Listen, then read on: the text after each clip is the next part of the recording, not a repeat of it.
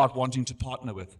6 of the last 7 pieces of land that they've announced released for private companies to build affordable housing did not get bids because they've released the wrong land in the wrong places.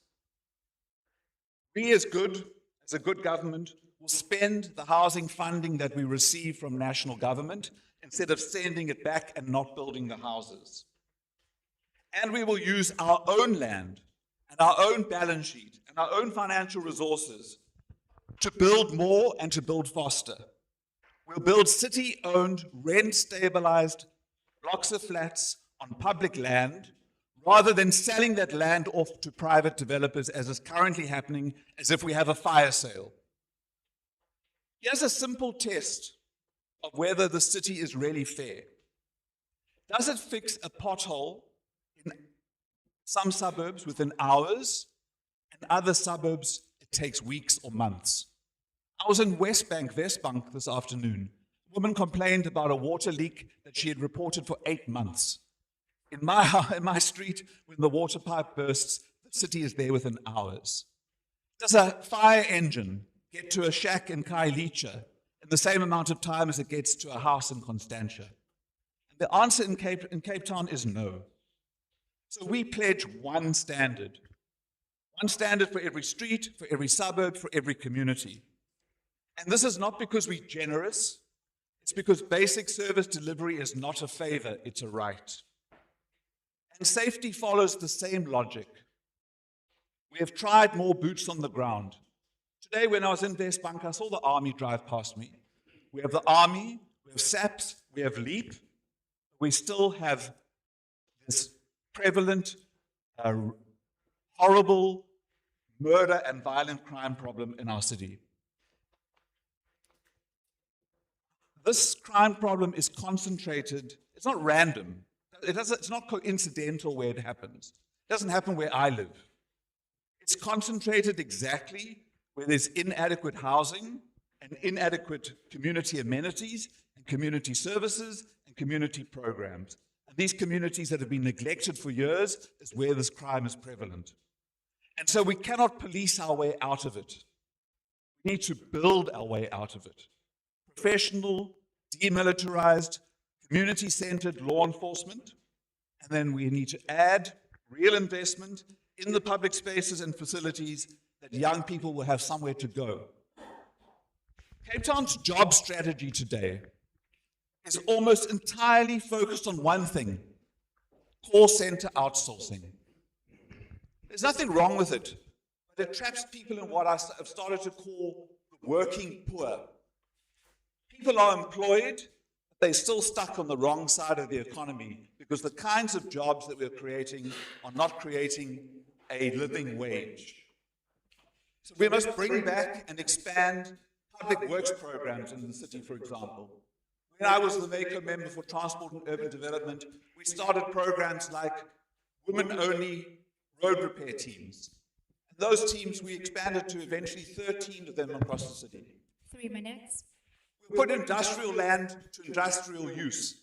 The city of Cape Town is selling off industrial land right now. Part of that 53 properties that were auctioned included industrial land. Instead of using it to provide incubated spaces for trade to operate from. We will back cooperatives and street traders and small traders and not focus on enforcement with raids and impounding their goods. And none of this stuff will work without power being in the hands of people, as you said earlier. And right now, sub-councils exist across the city of Cape Town. They are very expensive to run and they have absolutely no powers. Public participation has also become a tick box or box-ticking exercise. And what communities actually say is often ignored. So we'll give sub-councils real powers and real budgets. We'll open the Municipal Public Accounts Committee, the equivalent to SCOPA, the bid adjudication committees, the Municipal Planning Tribunal, which we've now heard is completely captured, needs to be open to public scrutiny. And we'll give every single ward a real say in how their own money is spent. I know all of this can work because I was trying to build part of it. And I watched it get torn up by people who want to keep things exactly as they've always been in the past. For them, they measure success by whether a property value rises in value. For a family struggling to pay rates, buy electricity, put food on the table, that's a threat, and it's a threat that we have to end together. So this November, Cape Town has a choice.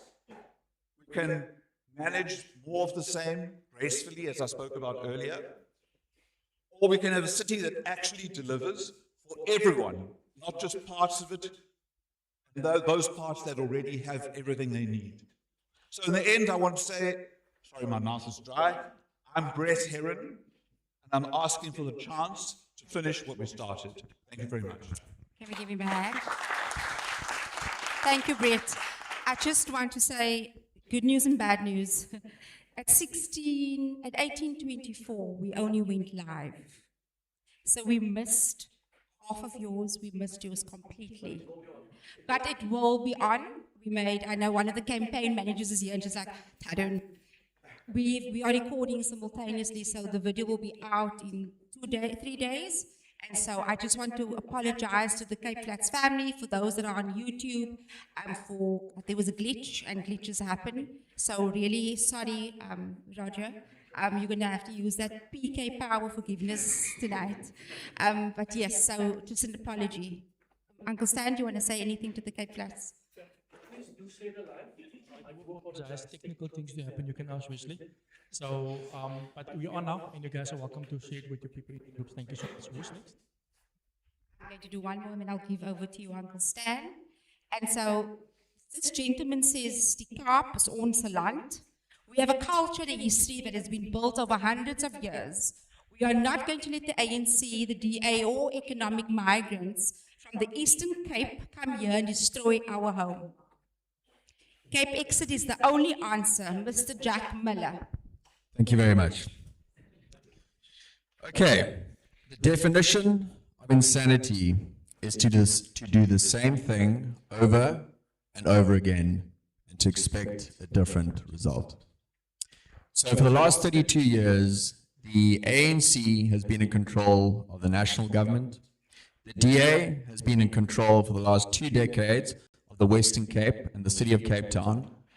And they have together driven this country into the ground. So people refer to South Africa as a country, but it's actually a very new country. The Union of South Africa was forced on us by the British Empire in 1910. The Cape was independent in different shapes and forms for almost 300 years prior to that. We built a culture, a nation, a civilization here in the Cape that is unique, not just to South Africa, but to the entire African continent and most of the world. In fact, we are the only place that is the true rainbow nation. The Cape is the most ethnically diverse territory within South Africa, and in fact, most of Africa. So what we at the Cape Independence Party, CAPEXIT, believe is that charity starts at home. And we believe in first come, first serve. We have got CAPEXIT members on the Cape Flats who've been sitting on that housing list for 30 years or more, whereas people are coming here from other provinces, primarily the Eastern Cape, but other provinces and other parts of Africa, and getting free houses, free electricity, and free water over and above people that have been born here, whose ancestors built this place over hundreds and hundreds of years. So what we at CAPEXIT are calling for is very similar to what General Mkhwanazi in KwaZulu-Natal called for a few months ago. He said, "I'm sick and tired of police officers in KwaZulu-Natal not looking after the best interests of the Zulu people and the province of KwaZulu-Natal." We at CAPEXIT want the exact same thing here in the Cape. We're sick and tired of police officers who don't have the Western Cape and the Western Cape people's best interests at heart. We're sick and tired of nurses not having the best interest of the people of the Cape at heart. We're tired of jobs not going to people who were born in the Cape. So under a CAPEXIT government, we will impose and implement a policy called Cape Economic Employment. And what that means is that charity starts at home. And we will no longer put up with backyard dwellers in the Cape Flats who have been on a housing list for 20, 30 years or more, not getting houses, over and above people who are coming here from other parts of South Africa. We want to put the Cape first. That is what we stand for. Mense van die Kaap eerste. We are the only party that will stand up for everyone in the Cape. We're a true rainbow nation, and this live rainbow nation has come to an end. You never hear the ANC talking about the rainbow nation. The DA doesn't talk about a rainbow nation, but we can have a rainbow nation right here in the Cape. And how are we going to do it? A lot of people don't know this, but there's something called the Division of Revenue Act. And I will agree with many of the mayoral candidates here this evening in the policies that we should be implementing to fix the mess that is South Africa and the Cape. But I'll tell you what, like in my opening quote, the definition of insanity is to do the same thing over and over again and to expect a different result. I am telling you right now, we will be back here again in 5 years' time, in 10 years' time, in 15 years' time, having these exact same discussions as we've had for the last 32 years. Why? Because the system itself is broken. And under a centralized governmental system, under the ANC, we are never going to fix it. Under a centralized governmental system, under the DA, we are never going to fix it. We have to take power and bring it back to the local communities. The Western Cape pays 325 billion rand in taxes to the national government every year.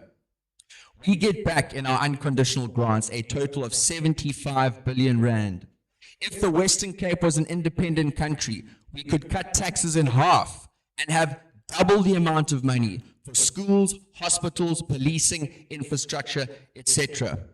So what we're tired of is CAPEXIT members coming to us from the Cape Flats and saying, I went to the police station the other day and the police officer couldn't even speak Afrikaans, couldn't report the crime that I wanted to report. I'm sick and tired of my kids going to schools in which the teachers can't even teach them in the language that they grow up with in their own home. They're tired of not having job opportunities. We're tired of fishing rights being taken away from our people and given to BEE consortiums who aren't even from the Cape.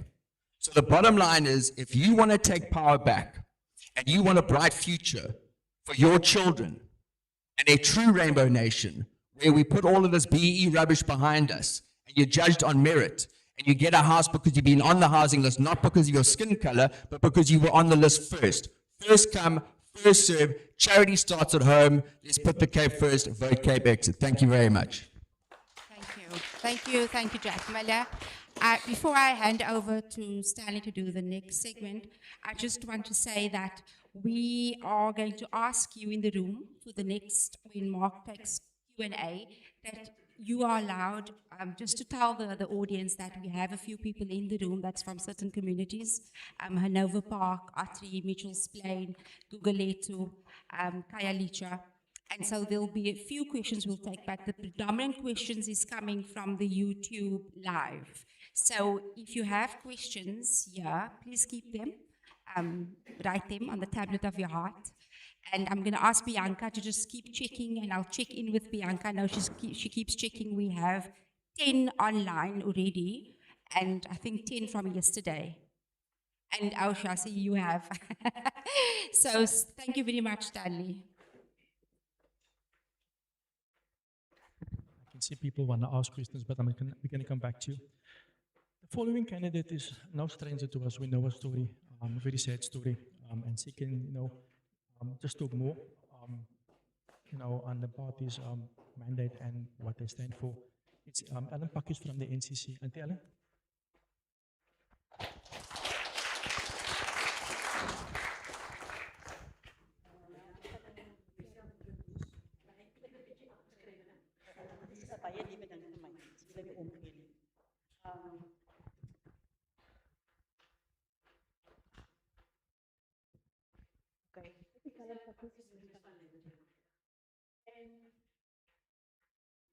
Van Lijvendeel.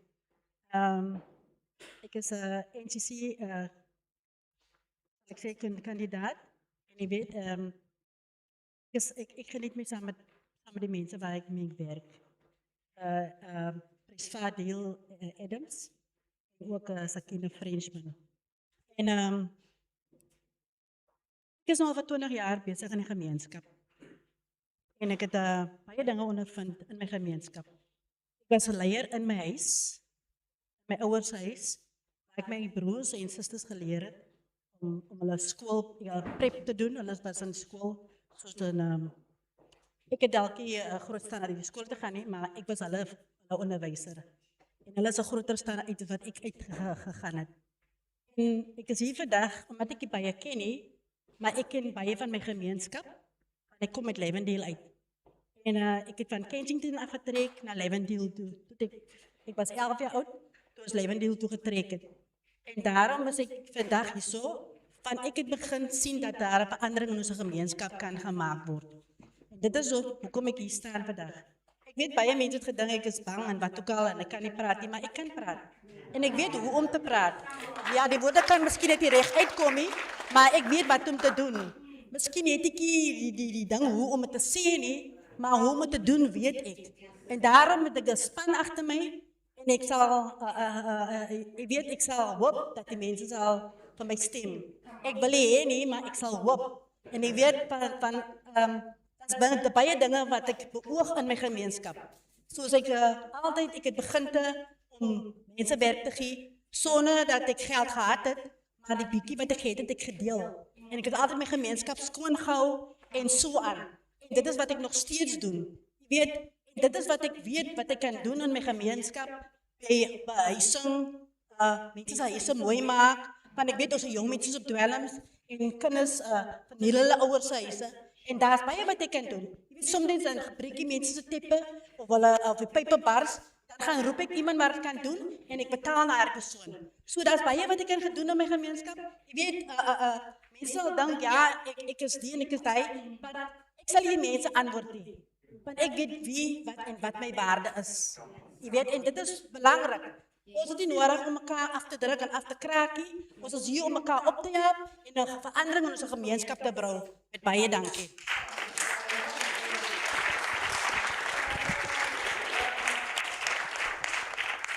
I just want to say something.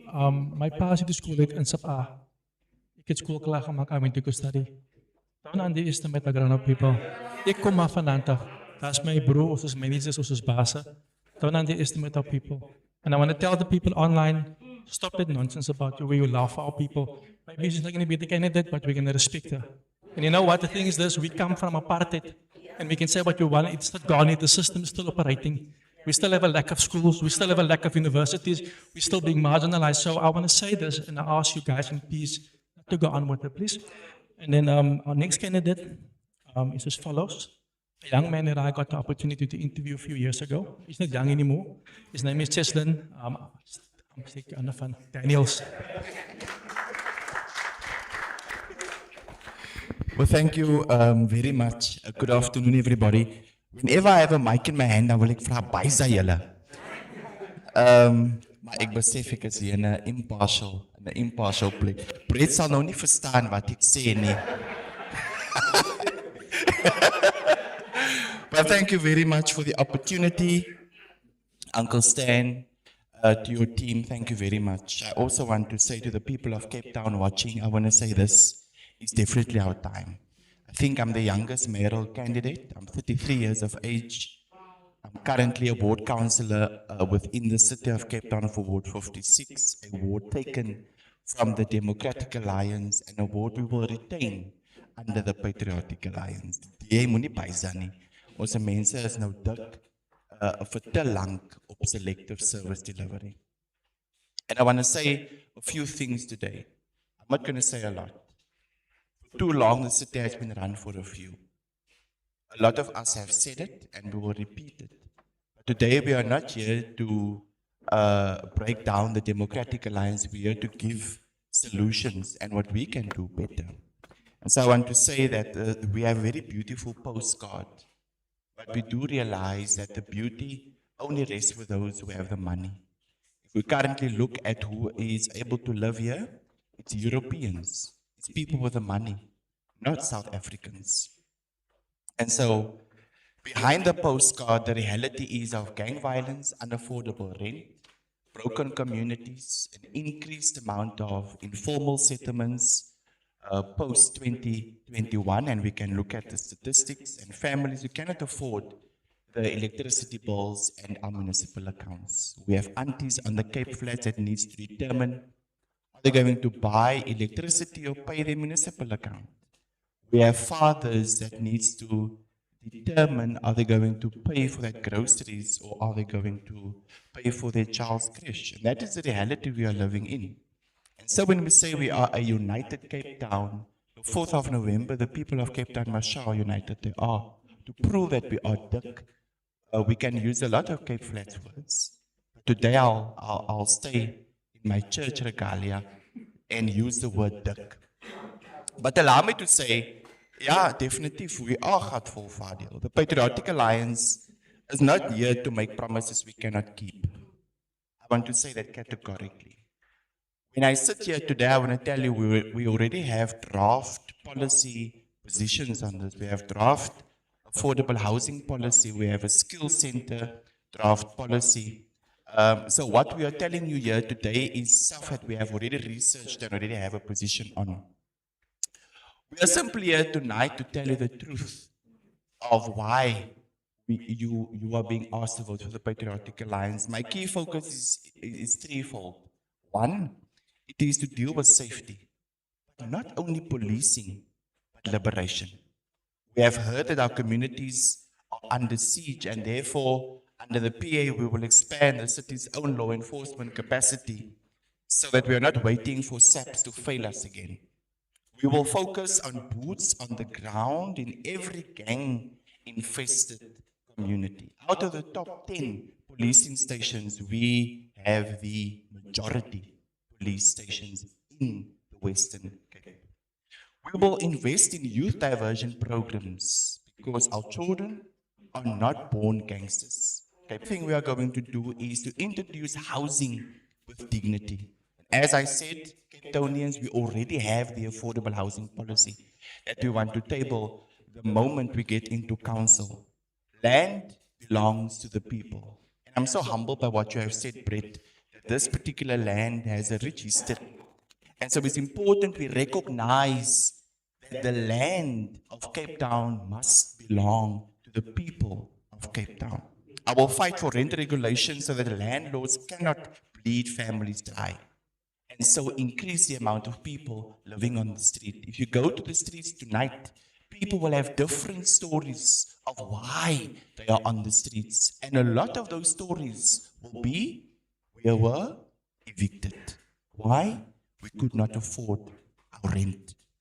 And so, under the PA administration, we will unlock city-owned land for affordable housing, not in the distant future, but within our first term.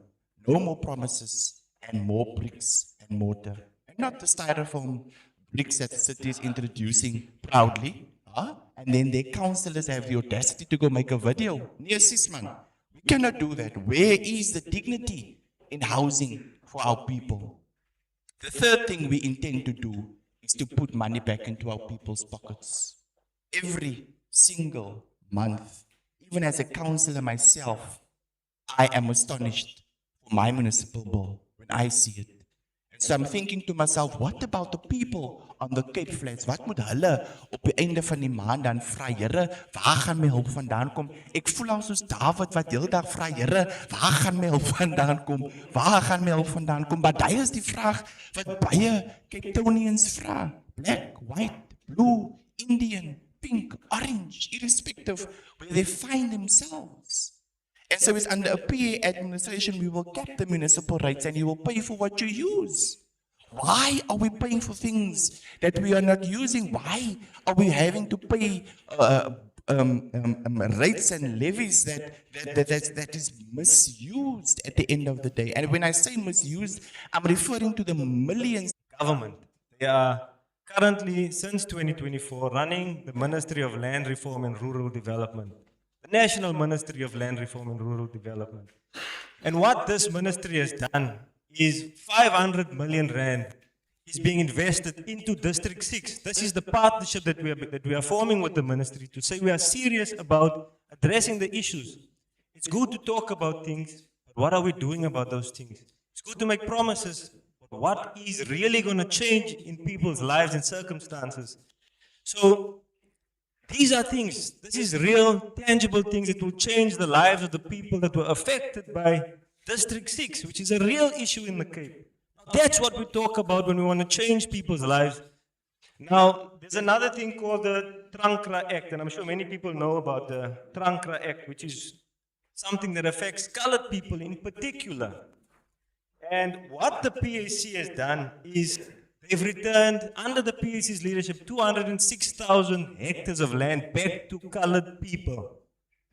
Back to colored people. We're not promising to do things. We are showing people this is what we are busy doing right now. And when we get into power, the more power we get, our people will be empowered. We're not going to promise power. We're going to give power.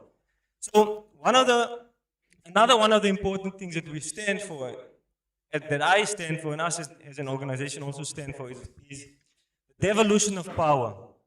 Power currently is sitting in the hands of politicians and people close to the mountain, right? But not in the hands of the people.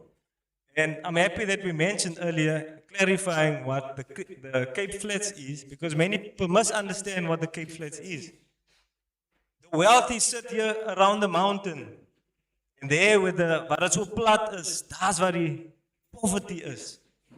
So if we talk about devolution of power, power must be taken and put in the hands of the people. Now the slogan that we are putting out there, and I mentioned what the PAC is doing. So you understand when we say this slogan, put the Cape Flats first, or put the flats first, because that is the priority that the people of the Cape must get. The issue here in Cape Town is the flats.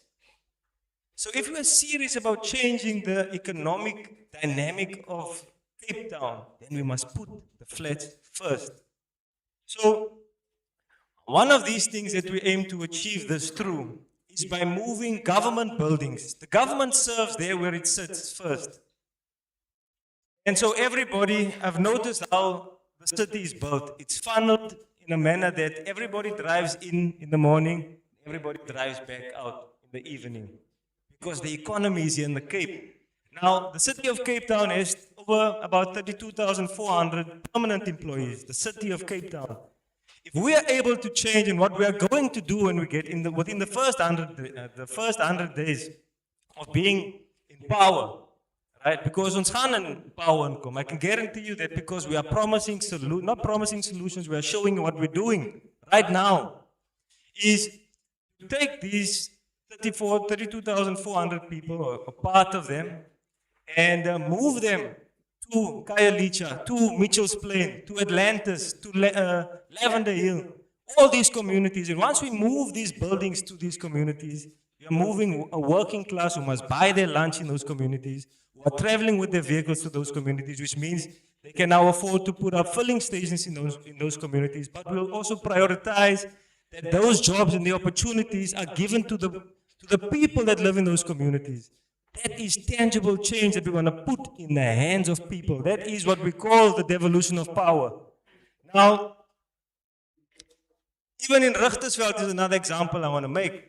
And I'm sure many people understand this now, not in the city of Cape Town, but I want to give you an indication of how serious we are when we're dealing with these, especially brown issues. We want to talk away from the brown because we want to be politically correct. I'm not politically correct. I'm dealing with an issue of a people that has been marginalized for far too long, right? And that doesn't negate the fact that there are other issues in other communities that must be prioritized on the basis that they are also neglected, like communities like Langa and Khayelitsha and Nyanga and all these other communities. That is the communities, those are the communities who are building the city every day. But for who? So, we are serious about changing the city of Cape Town. The problem in the city of Cape Town is not that there's a lack of money. There is money. It is where the money is spent and who the money is spent on. We are serious about one of the things we've also mentioned in an interview I did earlier in the week is the koi and the sun are the foundation of this city. If we cannot recognize that we must fix the foundation of the city, it doesn't matter what house we build, it will collapse because the foundation is not fixed.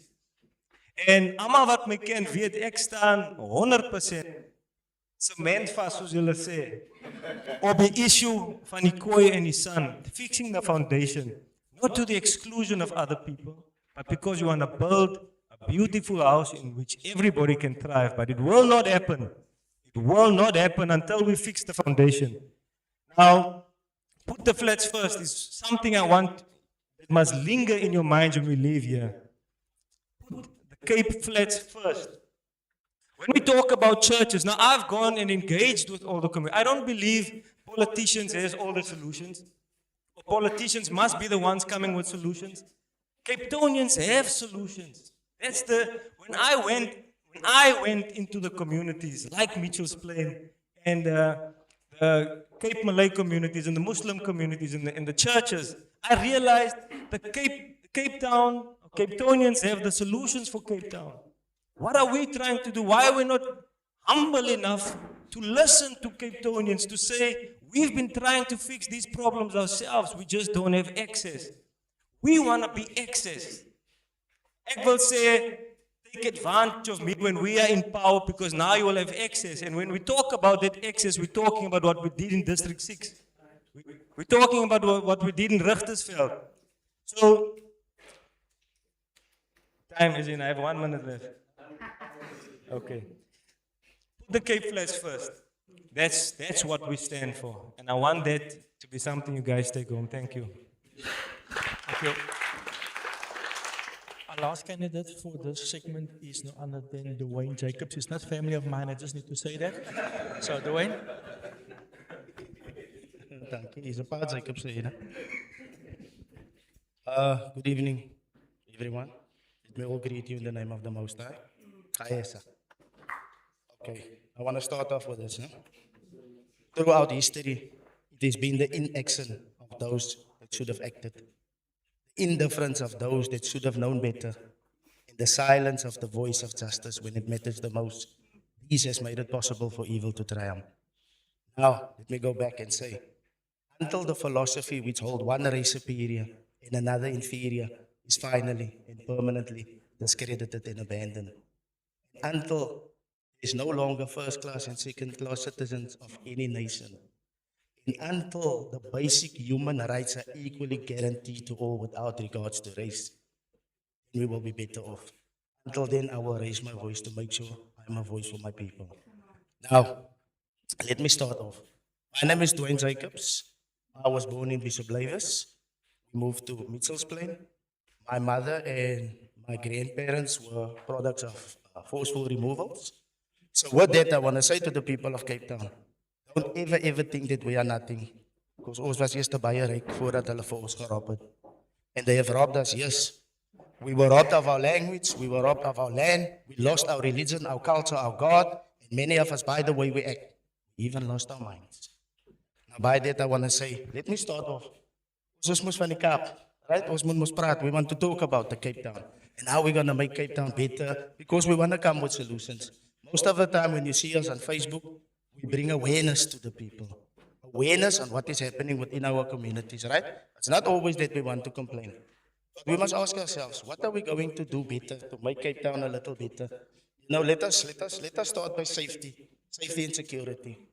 What is the biggest problem that we have when it comes to gangsters and all of that in our communities? I went around to a couple of police stations and I used to speak to the station commanders. I asked them, what is the biggest problem that we have with regards to crime and everything? And they will say, the biggest problem that we have is unemployment. Unemployment is the root cause, basically, of everything. Now, when we look at the Cape Flats, we don't need a scientist to come and solve the problem for us. It's basic things that we need to put in place. Yes, we were, a lot of the candidates were talking about it and saying that we can't just police. It's not just a policing issue, you know. It's a problem that the society has. Now, safer communities, how do you start off with safer communities? Safer communities, you need safe areas. How do we create safe areas? Fred, you're sitting here next to me. You know, the Cape Town would have worked lekker because Cape Town is a tourism destination within itself. When we look at Bonteville, the rich history that is there of our brothers that died there, why is there no tourism there? When we look at Mitchell's Plain and the forceful removals, we talk about the Koi and the Sun, there's no tourism happening there.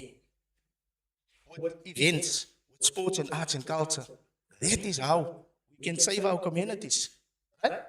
Because in our areas, what do we need? We need more skill centers, we need art centers, we need better facilities because they will find work for idle hands. Our youths are coming out of school, there's absolutely nothing for them to happen. What's happening? The gangsters grab them before anything else. But when you have enough facilities and you have areas where the youths can go, by the time when that youth is finished with his stuff, the mother and father is coming out of work. So there's no opportunity for the gangs to grab him. Remember, we must now save the ones that is not involved. The ones that is there already, we must see how are we going to make it so that they can be interested in changing their lives. Now, when we look at our areas and we look at our communities, I'm just going to make an example. We have the city of Cape Town. We have 118 wards, so we're going to have 118 councillors, right? We know that our areas are territorial. Our kids don't cross into the areas, right?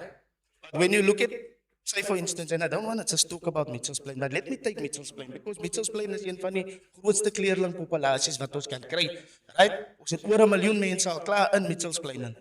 As ons kyk hoeveel mense woud, dan sien ons is net 120. Anyway, let me not go there. Let us talk about Mitchell's Plain and say, okay, look at Mitchell's Plain. Look at the areas that there is, right? Tafelsig se leites gaan nie in E Street sien. E Street se leites gaan nie in Tafelsig sien. But we have the council. We have the councillors. Why is there no sporting between the councillors where we say we have a sporting club for this ward? This ward will play against that ward. That ward will play against that ward. You know what's going to happen now? Sometimes, you know, most when gangsters come into your area, skiet hulle mos net enige een, want hulle ken nie mekaar nie. But when the youths are going to start crossing over and playing in different wards, gaan ons mos mekaar sien. You get what I'm saying? So wanneer gangsters fight, gaan hulle mos nou exactly fit wie is gangsters. Because, you know, in our areas, as amper soos 'n kleine Polsmoor. Children can only operate there. If you've been to Polsmoor already, you can only operate there and you can come out and you can go there, but that's it. And that is how it is for our children. So we need more sporting facilities, you know. We need to bring people like ACVV back into our communities so that we can have more social workers. Look at what's happening. We have 20 schools, 1 psychologist. Anyway, it's not the provincial government, let me not go there. But let us talk about safety. If this is most now local government, right? But when it comes to even national and provincial, you never hear people say, okay, hoe maak ons hierdie night courts toe nie? That's a problem. That's a groot problem. Because when you go to a night court, what happens there? That guy don't have to go for 7 days where they're going to do a checkup on him, so they just come out. Night courts must be only for petty crimes. But let's go further. Let's talk about Cape Town within itself. You know, Cape Town was better off when it used to be a unicity. Who's going to agree with me? We have a metro, we have 1 mayor, and we have a couple of Maicos. What did we have when we had a unicity? We had different mayors. Cape Town was operating differently. Cape Town was working before it became a metro. Because if you look at all the facilities that's going backwards, it never looked like that before this. Before this, when it was a unicity, you could drive by and I can just see, daar weekie paakie mense, daar maak hulle skoon, there's that happening, that is happening, our beaches is in order. I mean, we used to have one of the biggest festivals at Monwabisi, the reggae festival that came down there. I'm just making an example. So things was working for us when we were a unicity. And I think that is one of the things that we will fight for, is to take it back. Because the smaller you have things operating, look, just look at Mitchell's Plain and Kailitsa, that can be a municipality on its own. That can be a municipality on its own. When we talk about housing, ons bou net sulke klein huisies. Let's build bigger houses and give our people opportunity to grow their own vegetables. Did you see what happened to Cuba when they went into the oil peak? Alle mense het begin groei because now we can supply the smaller markets. We can also work towards zero to waste landfill because we have a problem with our landfills. Het vat 50 jaar vir 'n landfill om te settle voor hulle daarop kan bou. So what do? When we talk about cheaper electricity, why don't we go from waste to energy? Why are we not doing that? Because the city will save op hulle way, hoe hulle geld maak met ons mense, But if we go from waste to energy, we will have cheaper electricity for our people. You know what I mean? We must start focusing on our environment. Kyk wat gebeur saam met ons nature reserves. It's just a lot of informal settlements popping up. What about the endangered species? What is really happening to Cape Town? So there's a lot that we can offer when it comes to that, besides just complaining. We must come with solutions. And I think if we all work together, yes, we can have a lot of different political parties. We will all have our different policies and our different focuses. But at some point in time, we need to say, one love, one aim, one God, one destiny. I thank you. I'm going to give over to Terran Bells. She's going to do the second segment that continues.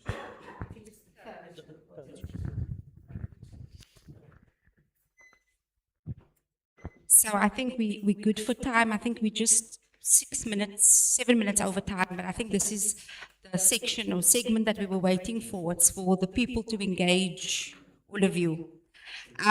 Quickly, I'm going to introduce a very important person here tonight. It's the chairperson of our board, the Bridge. He's not from the Eastern Cape. He was born and bred in Gugulethu. And so we're intentional. The Bridge is very intentional. It's about building bridges. It's building bridges starting in Cape Town. The forced removals took us all out. Whether you were in Maitland, whether you were in District 6, whether you were in Constantia, and they dumped us on the outskirts, on the sandy stretch of land, Mitchell's Plain, First Township, Black Township, was Langa, and then Langa got too small, so it went to Gugulethu. What Mark and myself, as God put this in our hearts, was to bridge the gap, to bridge the invisible divide that was intentionally orchestrated in 1950. And so, Auntie Avril is here, Jonathan is not here, but it's close enough. We have Gugulethu, and then we have Mallenberg, and our people don't cross over. That Danafontein Road, we're still using us and them, and so this is what we do, this is what the movement is about, to say that ons is mense. And I know the chief is not here, Chief Zinzele, he was going to speak to us a little bit about the land that we are on, and so thank you, Brett, for speaking about the sacred land, the Groenewald, because if you look at all of our ancestors there, even you, Brett, I see in some of them there. It's all of us, plat neus, mooi neus, lang hare. That is where we come from, and that is what we're going to do. So we have these uncomfortable conversations, and then we met Uncle Stanley, and we came together, and I think this man is a legend. And so let's give Stanley a hand. Let's give him a hand. And so we are intentional about the N2. We don't want no more halls. We want to break the halls. We want to have conversations because we believe that it's time. And so Mark, I don't usually say it properly, Totoy, born in NY1, Mark, Totoy, Clan, Kwalo, Mzangwa. And then the other one, I don't get it right, is Nuntu. I'm going to give over to him. He's going to go on, I think it's online. He'll do the first segment of the questions that is there. I want to say we have not filtered the questions. And so we've just taken them. Some of them is a bit aina, but we're going to be okay. I love what we did here. In fact, I want to say after this, we are speaking the same stuff, ladies and gentlemen. And so we should speak about social compacts that we should form after this. But Mark, I know your heart. I know it's gentle and tender, and you were going to give those comments. Absolutely. Thank you very much, Tara. Once again, thank you very much, everyone, for gracing us with your presence. I seem to look at everyone in the room, and everyone seems to be very passionate about the city and very passionate about the people. And I think all of us, as Taryn has said, we all speak one united voice which speaks to the people of the community. Now, I have been tasked with a very uncomfortable segment, which is voices of the people online that have posed a few questions. And the first one is from a lady from Mitchell's Plain, Mika, and it is directed to you, my leader from PA, and it says to the PA candidate on finance, why should we trust you and your party with the Cape Town budget when you have been part of a coalition government that is bankrupted Johannesburg? Sure. Look, I expected the question, the first question. No, thank you. Look, I think the organization itself has learned who to place in government, and therefore we have a policy that we have now drafted to ensure that our financial system, wherever we are in government, is very strict and in line with the law. We've even added our own internal system to make sure that all the checks and balances are in place. We have also internally looked at how do we strengthen the MFMA and the PFMA to ensure that accountability remains, our highest priority.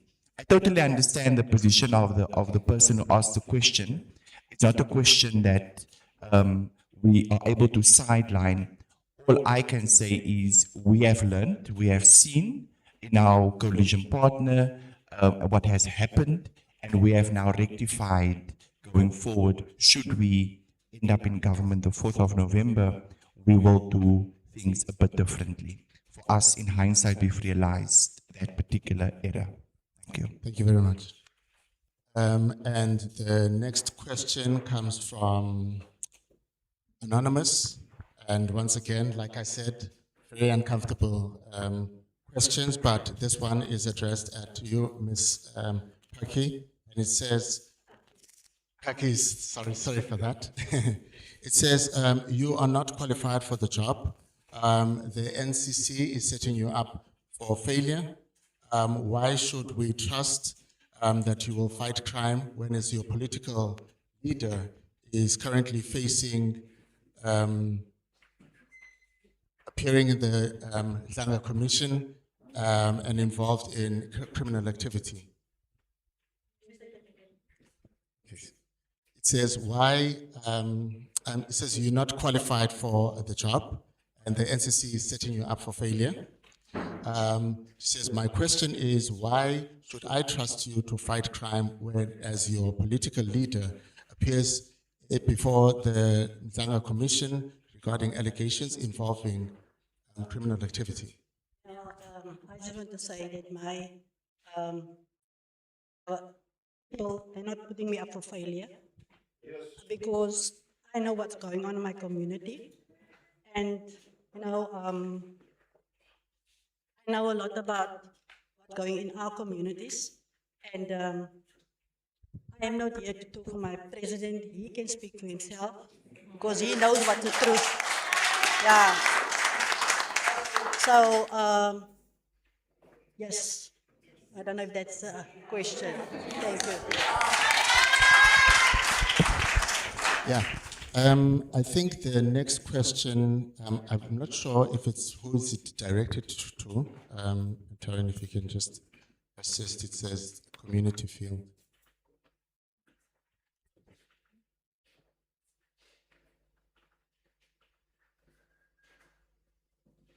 I think it's a comment. Oh, okay, sure. Okay, all right, sure then. It says, what is your opinion? What is your opinion on the killings that have been placed in the Palestine, the geopolitical that cannot simply be ignored at the level of governance? What is your opinion on the current happenings on the border and the global scale, if anyone? I mean, we've been absolutely unequivocal. What is happening to the people of Palestine is a genocide, and there's no soft talking it. What the Israeli government is doing to the people of Palestine is a genocide, it's a crime against humanity, and it is all of our responsibility to condemn it without equivocation. We have to be absolutely clear that it's wrong, it's a genocide, and there is no excusing it. And the South African government, having gone to the ICJ, is leading the world in this fight against that genocide, and we do support them, and we are very grateful that other countries are joining in that action against Israel at the ICJ. But what we are seeing around the world is a failure of these institutions that were created to create order in the world. So the United Nations and the ICJ, first of all, the ICJ case is taking far too long, and the United Nations is failing us. And we have to really ask what its purpose is now if it's unable to intervene in this conflict that is unfair and is killing innocent people. It's a genocide. Let's not call it anything else. It's a genocide.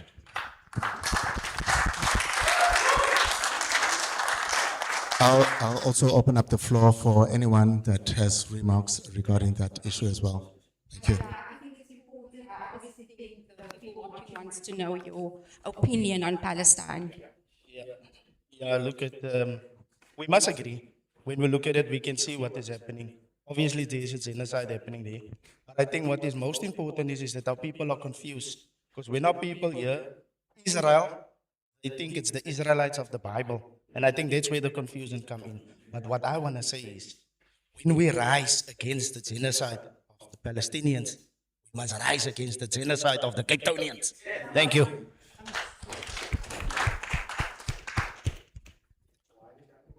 Okay. Yes, my leader. Yeah, thank you for the opportunity. As you know, and as you are aware, the president of the Patriotic Alliance, Gayton McKenzie, has a view on this particular matter, including our deputy president. This evening, I want to tell Cape Townians, as a mayoral candidate, I stand fully with the people of Palestine. There is no way that I'm going to echo the views of anyone that doesn't see it as a genocide. And I'm very clear on this. I've said it to Gayton, I've said it to the party leadership. But one thing we need to understand and make it very clear, that the geopolitical situation in Israel must be an eye-opener for us in South Africa. The world has gone silent. If South Africa didn't stand up against what's happening in Palestine, then no one would have. And that's a fact. Only after the fact, countries came and said, but we are standing with Africa for taking Israel to the International Criminal Court. So, I think that 'n kind van die Kaap staan met die mense Palestine. I said it to Kenny, I will say it to each and every NEC member in the Patriotic Alliance when they baisa nie. So I believe they shouldn't baisa when we talk to them about the affects humanity. And I want to conclude by saying this is not about religion. It's purely about politics. So when I say what I'm saying, the grounds on which I stand is to say this has nothing to do with being a Muslim or a Christian or a Jew or whatever. It is purely about the politics. So that is my view, and I will not move on that view at all. Thank you. Ek wil ook net sê, saam met die mense met Palestina, want al mense is. Dit's eers mens en dan die politieks. Dis wees en dit is baie belangrik. God het ons almal mense geskape en daarom moet ons omgee vir mekaar.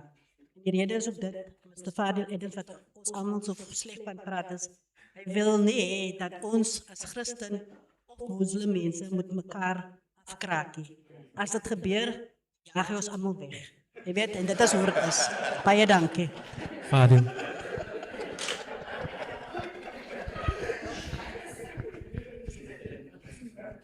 Yeah, I just have to mirror the concerns. You know, the murder of women and children is just unacceptable under any conditions, and we certainly hope for peace, not just in Palestine and Israel, but across the world. We hope that in Russia and Ukraine, that war can come to an end. We hope that many of the conflicts that we're seeing around the world can come to an end. And what we would want to also say that as much concern as we have for all of these atrocities around the world, I'd also like to note that South Africa ranks as the top in the world. We have in the top 10 highest murder rates in the world. We are, I think, the five main cities of South Africa rank in the top 10 murder rates in the world. We've got people dying on the farms. We've got people dying on the Cape Flats at rates that are just completely unacceptable. And I really hope that we can all stand together against all of these atrocities around the world and here in South Africa. Thank you. Awesome. Fadil's baie stout. And I want to echo, I think, what Auntie Ellen is saying about humanity. And I think, especially tonight in this room and this platform, one can quickly make everything about politics. And we get forced into it's either black or it's white. It's either Palestine or you're Israel, or you're Christian, or you're Muslim, or you're gay, you're against gay. And my position is firmly for humanity. And what Auntie Ellen started saying is correct. Before I'm Palestinian, I am a human. So we call for a two-state solution. We call for the immediate ceasefire, but more importantly, relentlessly call for peace. That before I see who is Palestine, who is not Palestine, I need to see a human being, connect with that human being, see myself in that human being, and us as political leaders and leaders of society have a responsibility to advocate and fight for peace and ceasefire and against the injustice of humanity. I think it is lazy, I think it is shallow to reduce it to this one word genocide, and it's a trend, it's a buzz, but he said it's not a genocide, it's wrong. They say the yes, it is lazy. We got to do introspection as humanity. It needs to be for humanity. Whether I'm on the Cape Flats, whether I'm there in Palace, it's for humanity. And our responsibility as leaders of society and political leaders is to call for that and stand by that. And that is our position as Bold One South Africa. Oh, we're all speaking. Look, I'm a human rights advocate. It has been something I've championed my whole life. My family's done it, my father. So I think it goes without saying, you know, obviously I would stand with Palestine because it deals with the issue of humanity. And that's the bottom line. I do think we're also here, you know, not to change or be harsh. I'm here to talk about Cape Town though, because I feel like Cape Town is a real issue and it's serious and people really want to know about where we are headed in the next 5 years with the city of Cape Town. But in context of the question, like I said, I'm a human rights advocate and I'll always stand with humanity, no matter what. Thank you. Okay. Is it on? Okay. All right, the next question is for you, my leader, Roger, and it's twofold. What does the next chapter look like? What does it look like in the different chapter under the DA?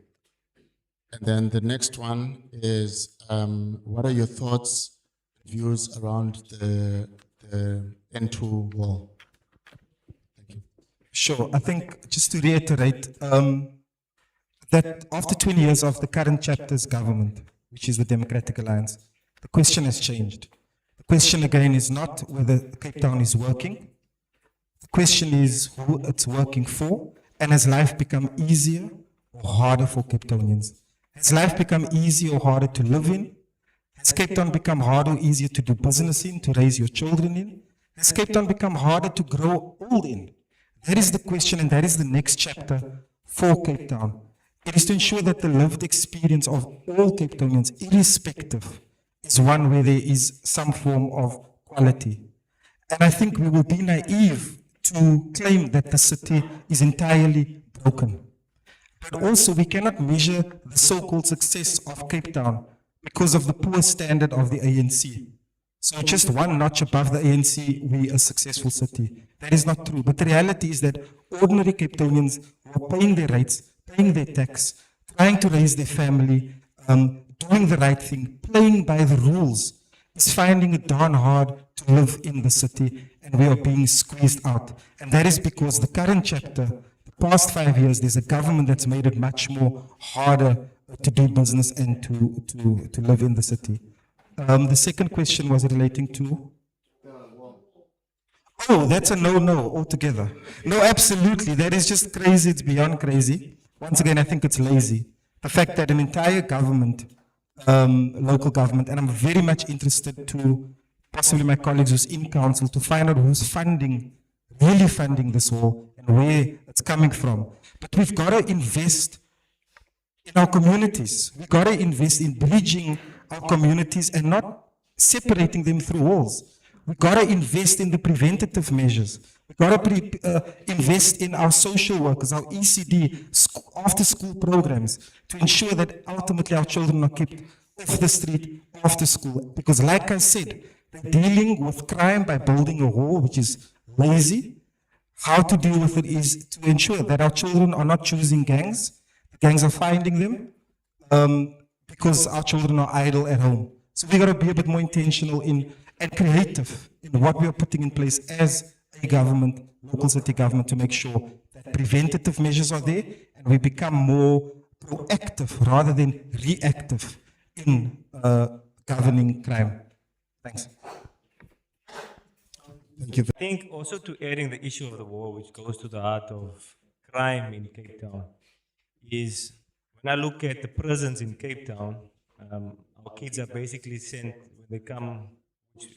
when they come out of Lavender Hill in Manenberg and Hanover Park. Those are the kids that are generally being, Cape Flats kids being sent to prison. And because of the poverty that is in there and the lack of skills and investment in these communities, one of the things that we want to make sure of is to partner, because, let me put it like this, slogans we have is, where the city has power, we will act. Where the province has power, we will negotiate with the province. Where the government fails to act, we will litigate, and we will deliver on the issues that we deal with in these three spheres of government. But the point is, these kids that are being sent to prison, can they not be upskilled? We have a plan actually to upskill these kids and whoever it is in prison, so that when they come out, they're actually productive citizens, so that they are not falling back into the same society when they go back into the areas that they come from. It's about creating productive citizens and empowering people, no matter where they are, whether they're in prison or outside of prison, to make sure that this is a contributing factor to making Cape Town a better place. Thank you.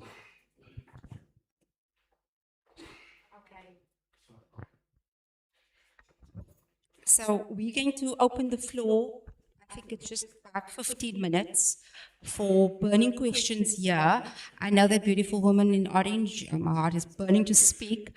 So quickly, I just want to in terms of way forward, we're going to have something nice to eat afterwards. So we don't want you to run away. There's a lot of more questions coming. What is going to happen? We're going to collect those questions. We're going to send them to you because you still need to answer them. And Stanley will speak about the way forward. There's going to be a part 2 where we're going to have all of the candidates, including my party that's not here. It was a joke. Or maybe not. Sorry. So I'm going to start with the beautiful lady there, and then there is Chantal, is going to be proxy for Jonathan. Jonathan is a big community leader that we work with in Manenberg, and he's our Chantal from Ottery Lotus River to register his questions. So it's 1, 2, 3. I don't know if I want Mr. Adams to speak. 4, 5, 6. And then 7. We, ja, ek is 'n sterk vrou, so ek zie langs jou staan. Okay, thank you. Hi everyone. Is this thing on? Oh, okay. My name is Mandela Chwete, and I work for the Good Party. That's my mayor there, Brett. Brett, I just want you to explain how this housing list works, because it's kind of confusing. I mean, you were at the city, so I just want to know, what did you do when you were there, and what will you do after that? I mean, after you're in. Thank you.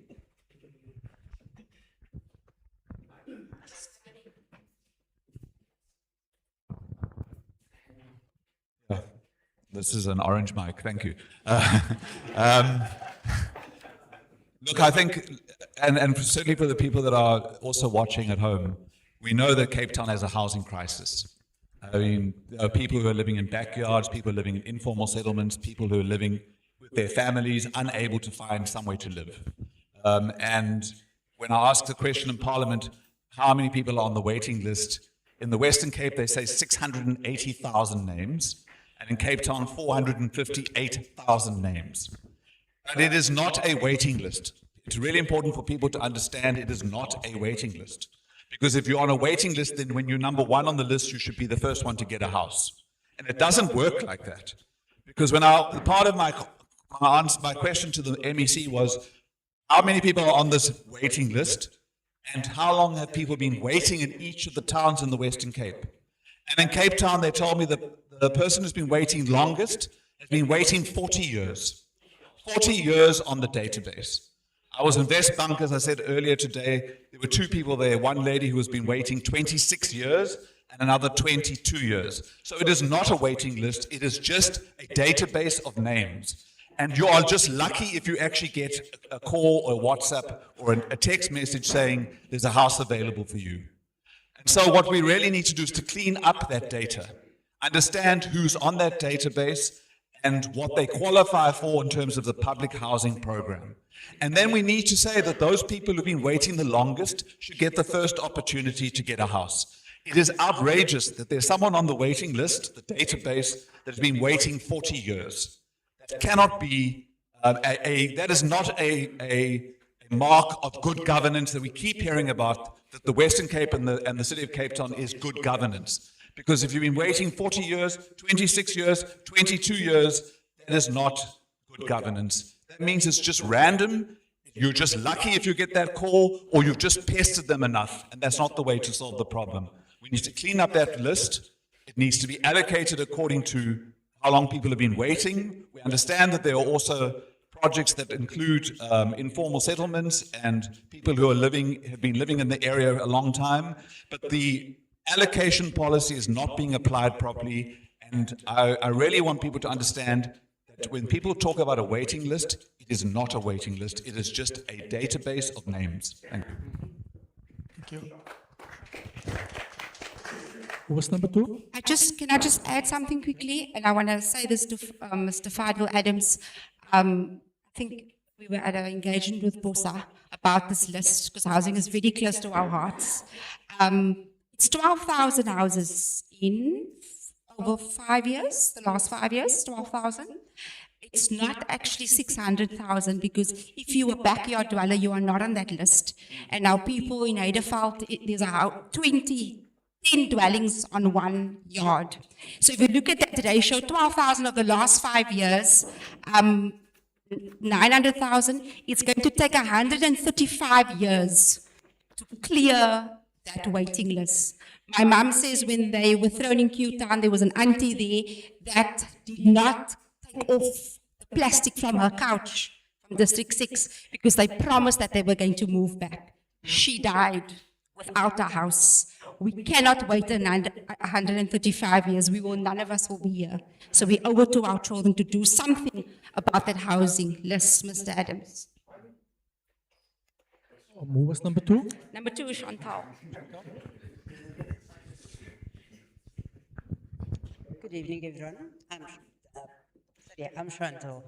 So yeah, Jonathan, he has an organization called Laugh Out Loud. We are a cluster of organizations that formed an alliance. So Jonathan is in Menenberg, and he sent a message A question, in fact. I'm going to just show them while you're speaking the picture that Jonathan has sent. Okay. So the question that Jonathan posed was, how do we ensure the safety of our children? So on the picture it says warning children could be shot, and this is in Mallenberg. So this is normalized. And if I may just add to that list, I work across the Cape Flats, gang-infested areas. These are the very children who has to run for their lives every morning, every afternoon, every evening. They are scared to go to school, they are traumatized. I've got a guy working at school with children. How is this normal? Why do people and children have to message a community group asking, is it safe to come into your own area? Or is it safe for my children's transport to come into the area? The children in the mornings when they go to school, they don't even know which way to run, because that is when they start shooting. Same in the afternoon, same in the evenings. And I think I speak on behalf of every single red zone that we are in at the moment. So yeah, it's part of Jonathan's question as well, I suppose. Thank you. So I think it's safety communities. It's been answered already. If we can do a quick 30-second. Thank you for the question, ma'am. Let me be very blunt. SAPS failed us. There's no two ways about it. They have treated our communities like war zones that they can contain. We currently have soldiers in our communities that must protect us, and not citizens that they must protect. We are being treated as if we are collateral damage. And so what I'll be doing differently is, one, I will not be outsourcing our security. And that's currently what is happening in the city of Cape Town. I will build a professional and a very well-resourced municipal policing service. That means traffic, metro police, and law enforcement. And of course, they'll be working in conjunction with SAP. So this thing of devolution of powers is not really what the DA wants to portray as we want to help the people. It's about power. They want to exert power. They want to show they are in charge. As daai man kan nog maar vir julle regeer. So that mentality we need to really review. I will also declare war on illegal firearms, and currently SAPS nationally is not doing much to deal with the firearms that is currently on our streets. So we need to declare war on firearms and not war on our people. The third thing is we'll be cutting funding for luxury projects in the city of Cape Town.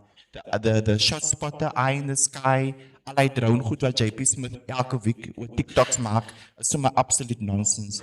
And we will rather redirect that money to social intervention programs like sports, arts, skills training in every hotspot, but not only in hotspots, but in communities that can also fall prone to these type of menace. The last thing I want to say is that we have been locked in a cycle of poverty and violence, ma'am, and that is our daily reality. And so to break that cycle, we need to address the cause, and the cause is hopelessness. And so we need to give our young people a reason to live, and they will not die. So I hope I've answered your question directly. Can I just say, we've got police, we've got army, we've got law enforcement. Policing is not going to solve this problem. You ask, how are we going to keep our children safe? We have to look at other ways to intervene in this problem. Let me just use Westbank as an example. I was there today, I was there a couple of weeks ago, when the mothers told me that when the shooting starts, the school principals send the children home, put them out into the streets while the shooting is happening. So we have to change, they're shooting, you must go home. The mothers have to walk in the streets while the shooting is happening. The children have to walk in the streets while the shooting is happening. And the principal and the education department must apply their minds. The safest place for that child to be is in the school when the shooting is happening. So we have to change the way in which we manage children's lives around schooling. They should be in school after hours, after school programs. Why is it that there are no parks? There are no after school programs in community halls? We've got community halls that are being used as ward councillor offices and nothing else. Where are the after school programs, the recreation programs, the skills programs? Children need a diversion from being on the streets to being in community centres where they're being going through recreation programs if they're very young, going through skills programs if they're teenagers or nearly finishing school or have finished school. But to put children on the streets when shooting starts is just stupid. And I can't understand how the Western Cape Education Department allows this to happen, allows principals to put children on the streets as soon as the shooting starts. So the solution is not only in policing. Yes, the policing has failed us. But as a city government, the city government has also failed us. They don't maintain sports fields anymore. They don't at all.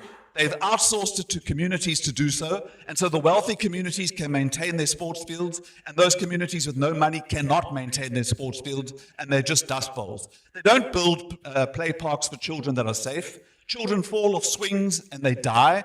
We had a little boy, 10-year-old boy, crushed to death at a park in Delft because the wheel fell off the axis. So we have to build the community facilities, and that is a municipal function. It's a municipal function to provide recreation spaces, sports facilities, and after-school programs for those children so that they're not on the streets and in danger. Thank you. Thank you very much. I'm not going to be ashamed, but I don't speak for South Africa. I speak for the Western Cape. I think that the people of KwaZulu-Natal, the people of the Eastern Cape, the people of Gauteng, they must find their own solutions. I have suggestions for them, but I think everyone can govern themselves better if they control their own provinces. What I'm going to speak on behalf of is the Western Cape. And let me give you some very scary numbers here. As bad as the apartheid government was, from 1948 until 1994, guess how many murders we had in South Africa? 21,000 murders from 1948 to 1994. Since the ANC took over in 1994, we've had over 600,000 murders in the last 32 years. We have 20,000 murders per year. So we are not going to fix this by remaining part of the South African failed system. Now, if we want to stop crime here in the Western Cape, first of all, we believe the best way is to control our own police force, to declare the Western Cape an independent country. Once we're an independent country, we will be able to... Can we be quiet and just give the speaker respect, please? We'll be able to cut taxes in half, have double the amount of money for our own police force, and I'll tell you what criminals go around murdering senselessly. One, the economic situation. We've had more than 1 million people flood into the Western Cape over the last 10 years. There's only a certain amount of jobs available. So we need to protect the jobs for the Cape people first. And I'll tell you another thing. If a criminal knows that he's going to spend the next few years of his life getting a free meal in jail, he doesn't care about taking your mother or your sister's life. If we bring back the death penalty, I'll tell you right now, these people will think twice about what they do. Thank you very much. Just to respond to the question, I think the question was, is it normal? It's absolutely outrageous that there's a signage in the entire Menenberg that says children stay out of the way because of gunshots. And I think for this current city, this current government has cancelled funding of the walking bus, a community-led initiative. And my focus as BOSA would be, it needs to be community-led and community-driven. We need to protect our own. Because no man or woman in blue uniform, Sheriff JP is not going to do it. He has over 6 billion rand that he's spending over the next 4 to 5 years with a drone here and a drone there on technology. And the shootings has increased. So it's a prioritization of funding. And I'm saying we as BOSA is willing to take the risk to skew funding and put it back in the very community where these are happening place. There's great initiatives happening. Bring back the walking bus is one of those solutions. But lastly, The issue of crime, it's complex. It doesn't just, it's not an issue in isolation. Crime is somehow connected to opportunities, like housing is connected to transport. It's very, very, very complex. So lastly is that I feel that we also, as a community, have a responsibility to keep our community safe. There is not enough policemen, there is not enough JPs around. So we know in the community who the culprits are. We know in the community what is happening, where is happening. And we need to be courageous enough. We need to be courageous enough to go and remove that signage in Menenberg that says gunshots. That is absolute nonsense. So we also as a community and families have a responsibility and not just look at government. That is where I want to leave it. Thank you very much. I just want to say, Jonathan says, I like the statement, the safest place for a child in Manenberg is in school. And then he also says, the Cape Town Independent guy has no clue what happens on the flats. I want to invite him to come to Manenberg. So I think you should take Jonathan up on that offer. Can we just open? Sorry. Yes, absolutely. Amper dank, okay. Dankie. Look, I think we need to move away from treating the symptoms of our problems.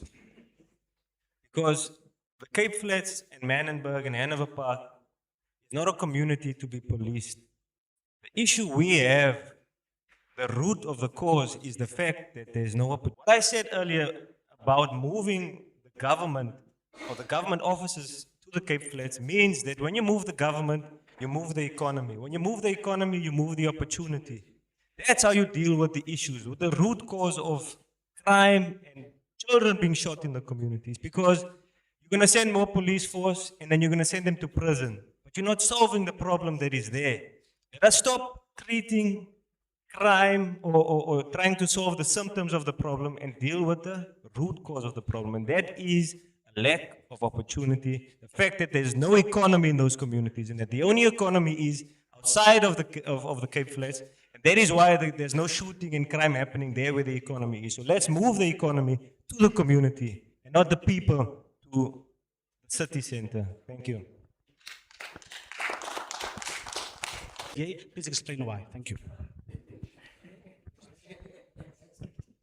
I think everybody is hell-bent on bringing the DA below 50%.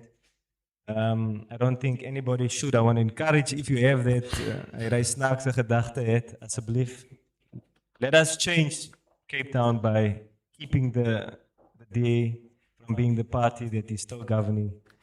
To answer the question, it's simply, absolutely not. I said deep cake, Jan. Very deep. PK to PK. Look, coalition government is the future of the city. It's the future of the country. Whether we like it or not, that is where it's at. I'm excited by coalition government. I'm excited very much in the city of Cape Town because that is going to be the future for the Devil's Alliance post the 4th of November. They're going to have to work with others. And for me, it's not about setting up a coalition. It's not about the positions, because that is kind of the reference we've seen. It becomes all about visie mayor, visie deputy, what are you taking, what I'm taking. But there needs to be a concrete plan that puts the resident of Cape Town right at the center. And whoever's elected, you are there by grace to implement that plan. And that is important, one. So as Bossa, we are open. We are open to work with anyone that puts the resident in the center. As Bossa, we are saying it is about time that there's accountability in the room, because we have the Democratic Alliance that's bullying Cape Townians, making decisions on for the majority of people, and we are saying we're going to be that voice of reason. We're going to be in that boardroom around that table, rational, sober, not emotional, to make sure that we make Cape Town easier and not harder for ordinary families in Cape Town. I'll answer the same as Larry did. Power corrupts. Absolute power corrupts, absolutely. And we've been saying for 19 years when we started the Cape Independence Party that we have to get the DA underneath 50%. The DA is as bad for the Western Cape as the ANC has been bad for South Africa. What are options left there? If we've got the ANC and the EFF sitting around about 20%, we've got the DA hopefully dropping to around about 40%. what we would do is we would accept working with the DA, provided they gave the people of the Western Cape and the people of Cape Town referendums on controlling our own police force, keeping more of our taxes here, bringing an end to black economic empowerment, providing houses to people of the Cape first, and various issues. We would not budge on those issues, and under those conditions, yes, we would work with the DA. Thank you. Your first question was, do we think that the DA will fall below 50%? I think they deserve to. And so I think that's the starting point. Whether voters, and whether they will, depends on whether voters turn out. Because there's a differential turnout in voting. Affluent communities show up and vote in high numbers, and as you get into poorer communities, so the turnout drops. And so the Democratic Alliance is basically elected by the people who show up. And so they deserve to lose their majority. If they were to lose their majority, who would we coalition with? We would coalition with those parties whose focus is on the communities that need government the most vulnerable. Those who say that our priority are the people who say to me, onse altyd swaar kry. Doesn't have to be like that. We will coalition with the parties who will serve the most vulnerable and the people who rely on government the most. And I thank you. Yeah, so quick. I've been around to many municipalities within the Western Cape. I've seen coalition governments and our municipalities collapse. But what I want to say here tonight is, leaders, we need to go back to our constituencies. We can't answer that question here. Our constituencies must decide for us, and we will give the answer that our constituencies give. Thank you. Thank you for the question. Within the PA, we have not made a definite decision, and will be led by the leadership of the organization. But there is talks in the organization that it's unlikely that we will go into collision with the DA. Thank you.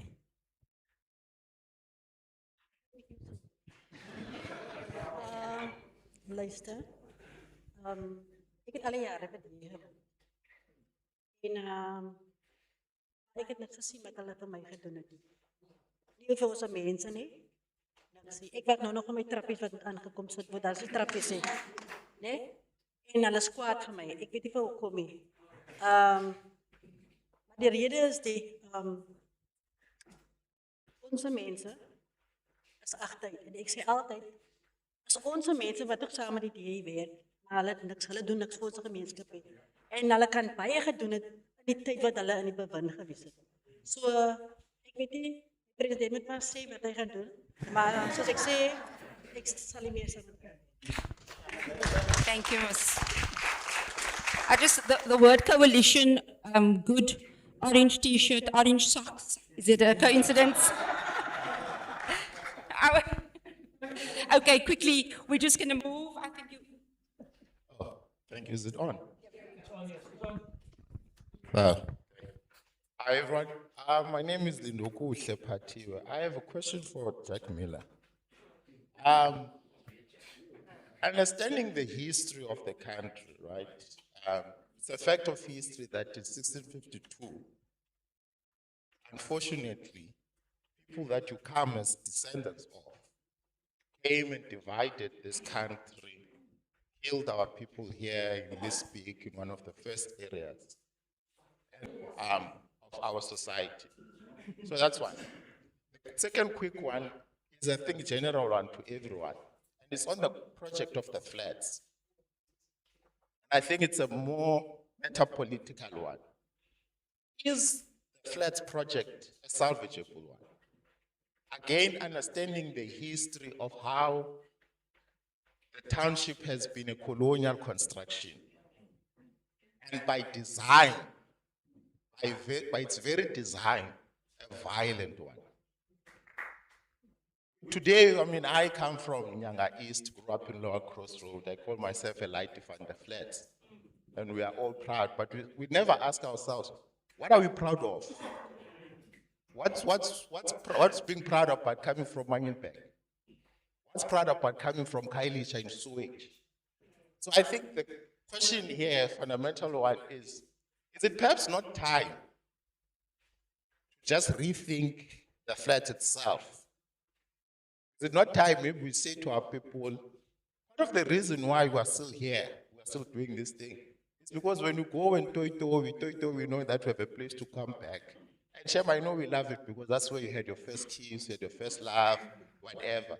But is it not time to say to our people, when we are going to go and protest, we ban the township so that we have no place to come back to. And they will know that we have no other place but to go to where the resources are in the southern suburbs, in the Atlantic seaboard. Because it seems that we are going to continue to say and placate and try and fix something that is by design. The violence that we see in the Cape flares, we say that we cannot police it, we cannot make social interventions enough. It is precisely because it was by design to be like that. So are we not trying the impossible here? Thank you.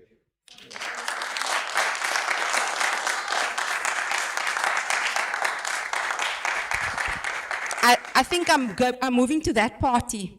Would So we're going to give Jack and your answer respond, and then I'm going to hand over to the... As we speak, 16 shots went off in Manenberg.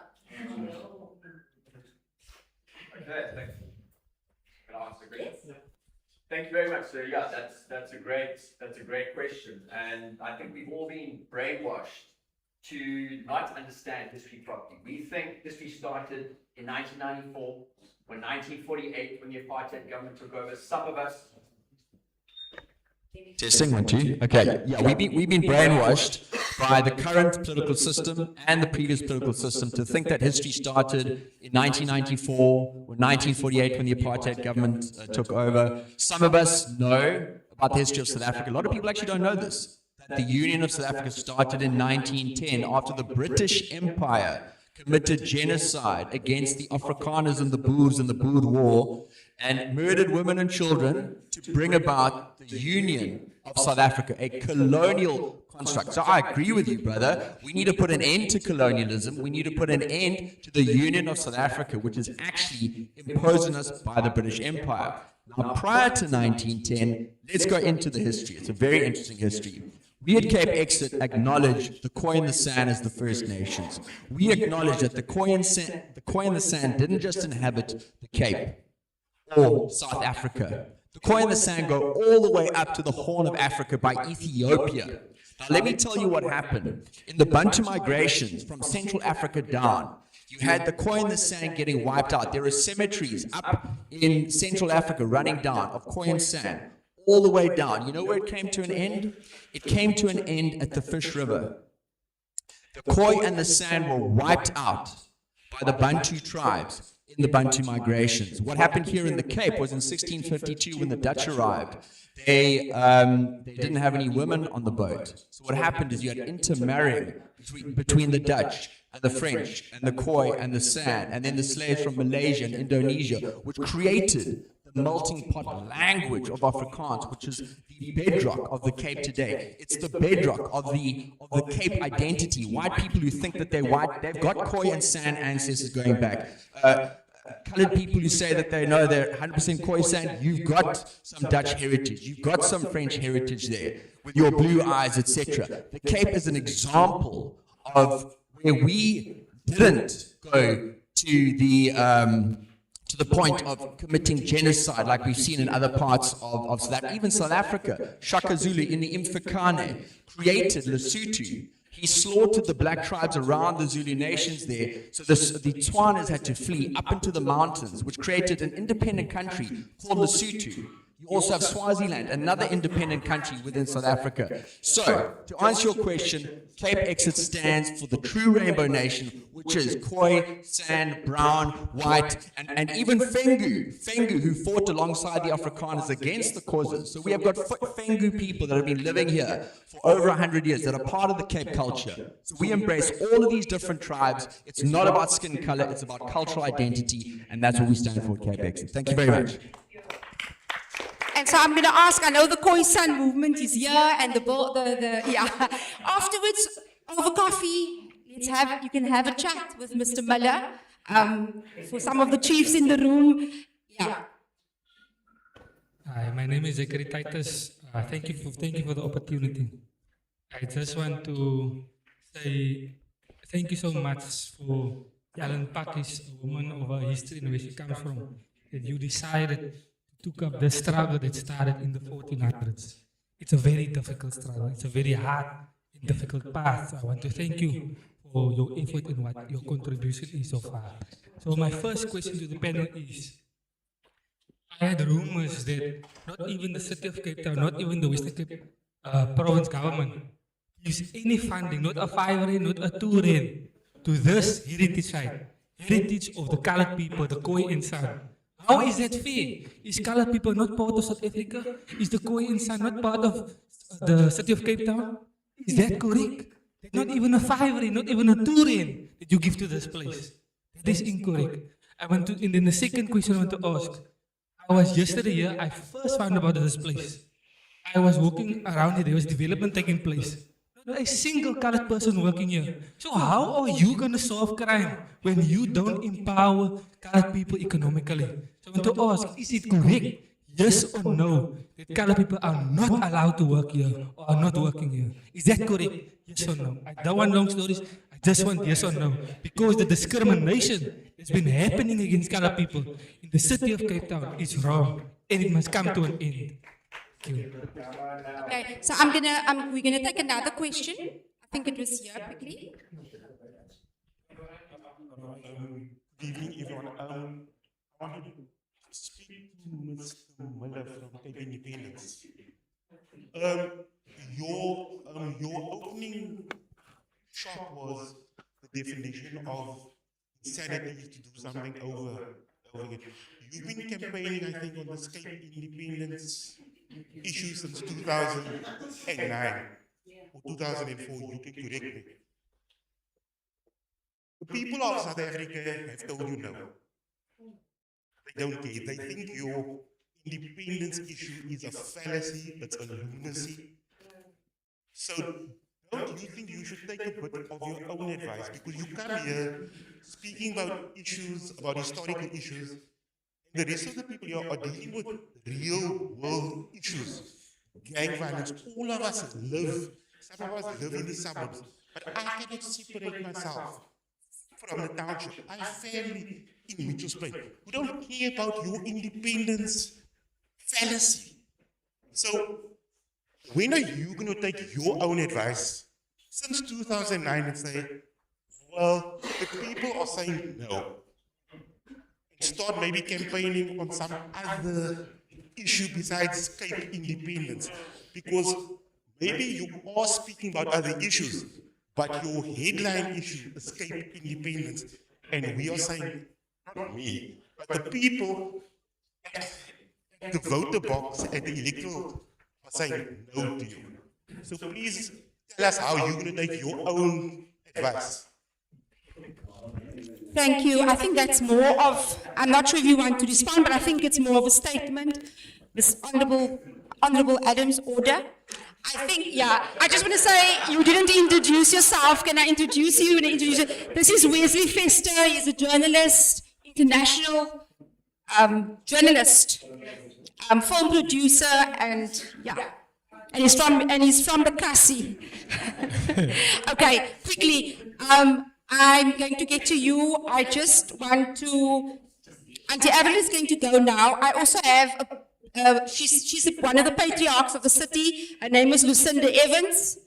She's not here, but she's online. She's watching you, Fadil. She's from Felisa Abafazi Betu. We know that she's an activist.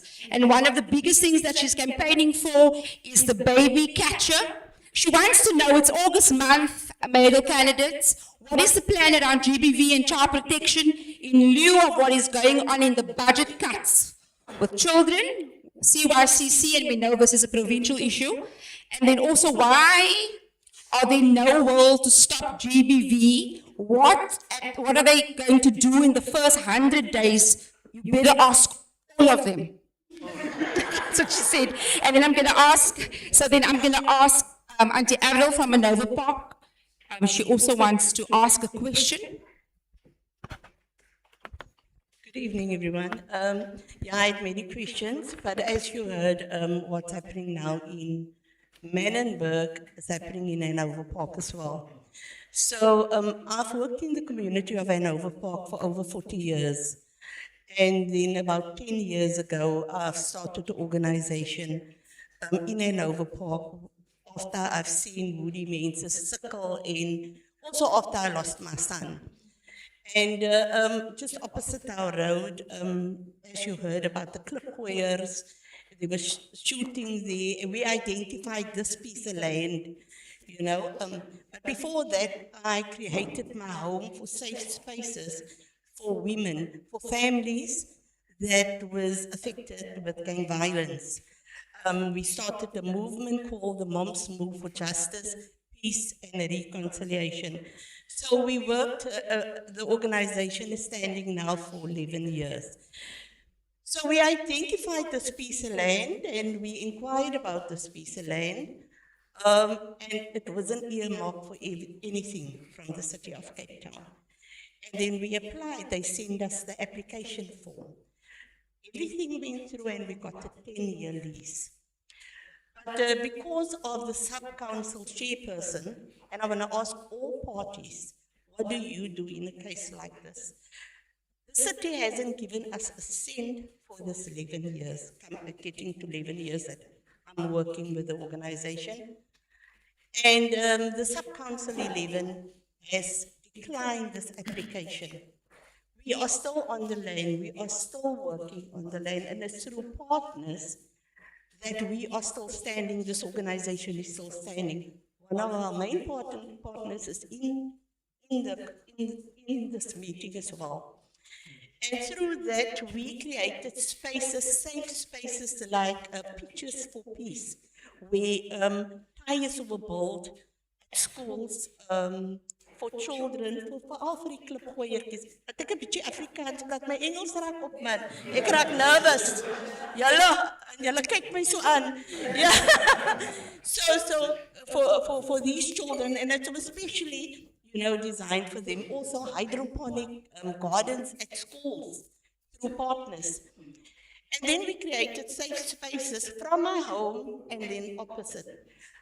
But the city of Cape Town has sent us an eviction letter again to get off the land. They're not happy with the development. And, but my concern is, what did you do with what happened before that? And I will agree with this gentleman here. The system is designed for us to fail. You know, it was designed, and it's as if you worked in a brick wall. And as a woman, as now a pensioner, I'm still working on that. So what would you do in a case like that? You know, how will you be able to help us and assist us? Because from that piece of land, 800 portions of food is going out every day to the unemployed. Every day, Mondays to Fridays. And then there's after school programs. There's an ECD that was started because of people that can't afford to send their children to an ECD. And we were told we must get off the land. Thank you. So we're going to, Larry, I want us to answer everything at the end because we're running out of time. I'm sorry there's hands there, we can't have it, but I want this gentleman to answer, and then Mr. Jacobs, yeah, and then Fadil. I just want to say, and Auntie Abel is speaking, she's very, very strategic. She's very gentle in what she's saying, but she's being harassed. There's people pulling up permits. Law enforcement keep coming to this lady. There's a lawyer behind her that's been sent to the venue on the premise. So I really want you to ask him, even if it's afterwards. Good evening, everybody. My name is Yasin Watson. I am originally from Lavendale, but I'm what at the moment doing community work. I would like to know, how would your administration fund localized skilled hubs and job pipelines to give our young people viable alternatives to gang recruitment? And I also would like to know what plans are in place for our youth that were forced to drop out of school, primary school and not able to study or basically get employment.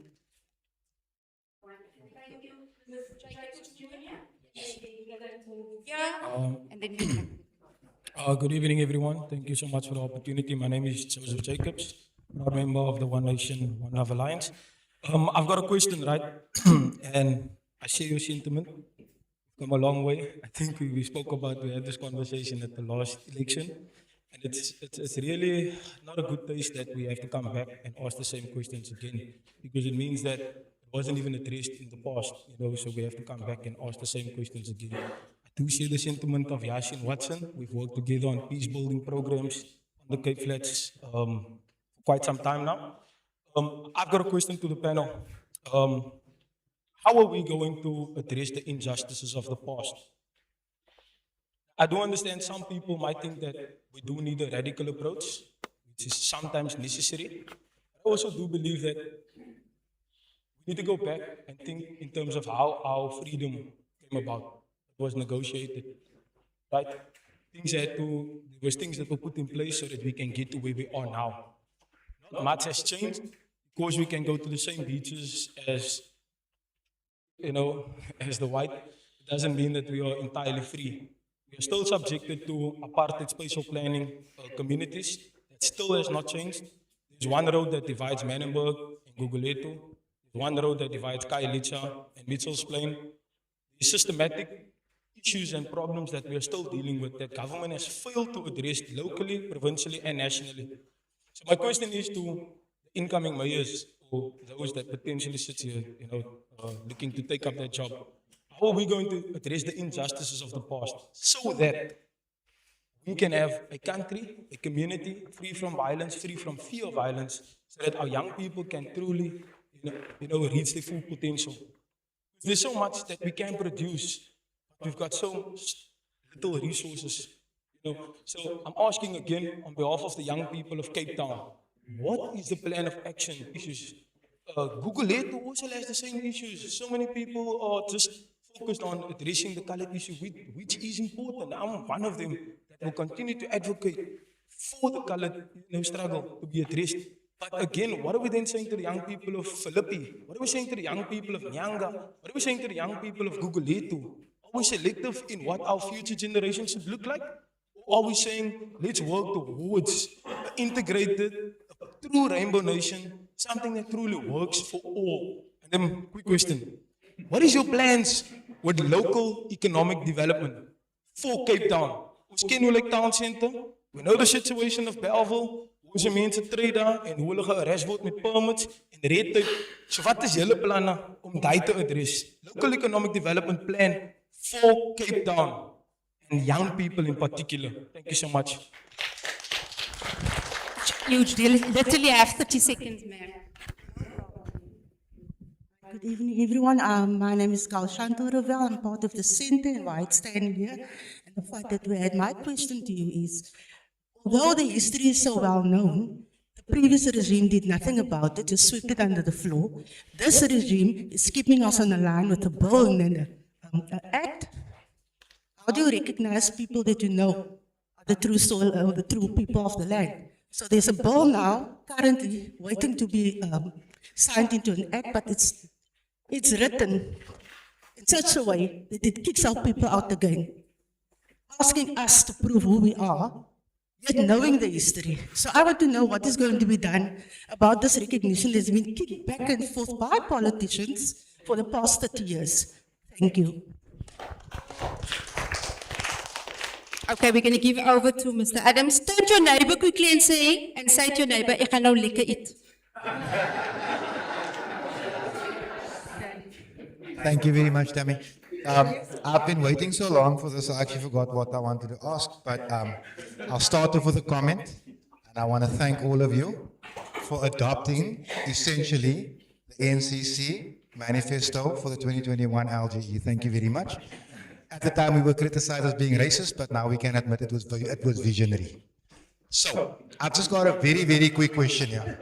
I've sat here and I've listened to Mr. Miller in particular speak about how metropolitan Cape Town is, how reflective of the rainbow nation it is. But what you forgot, Mr. Miller, was to tell us that Cape Town is the most segregated place in the country.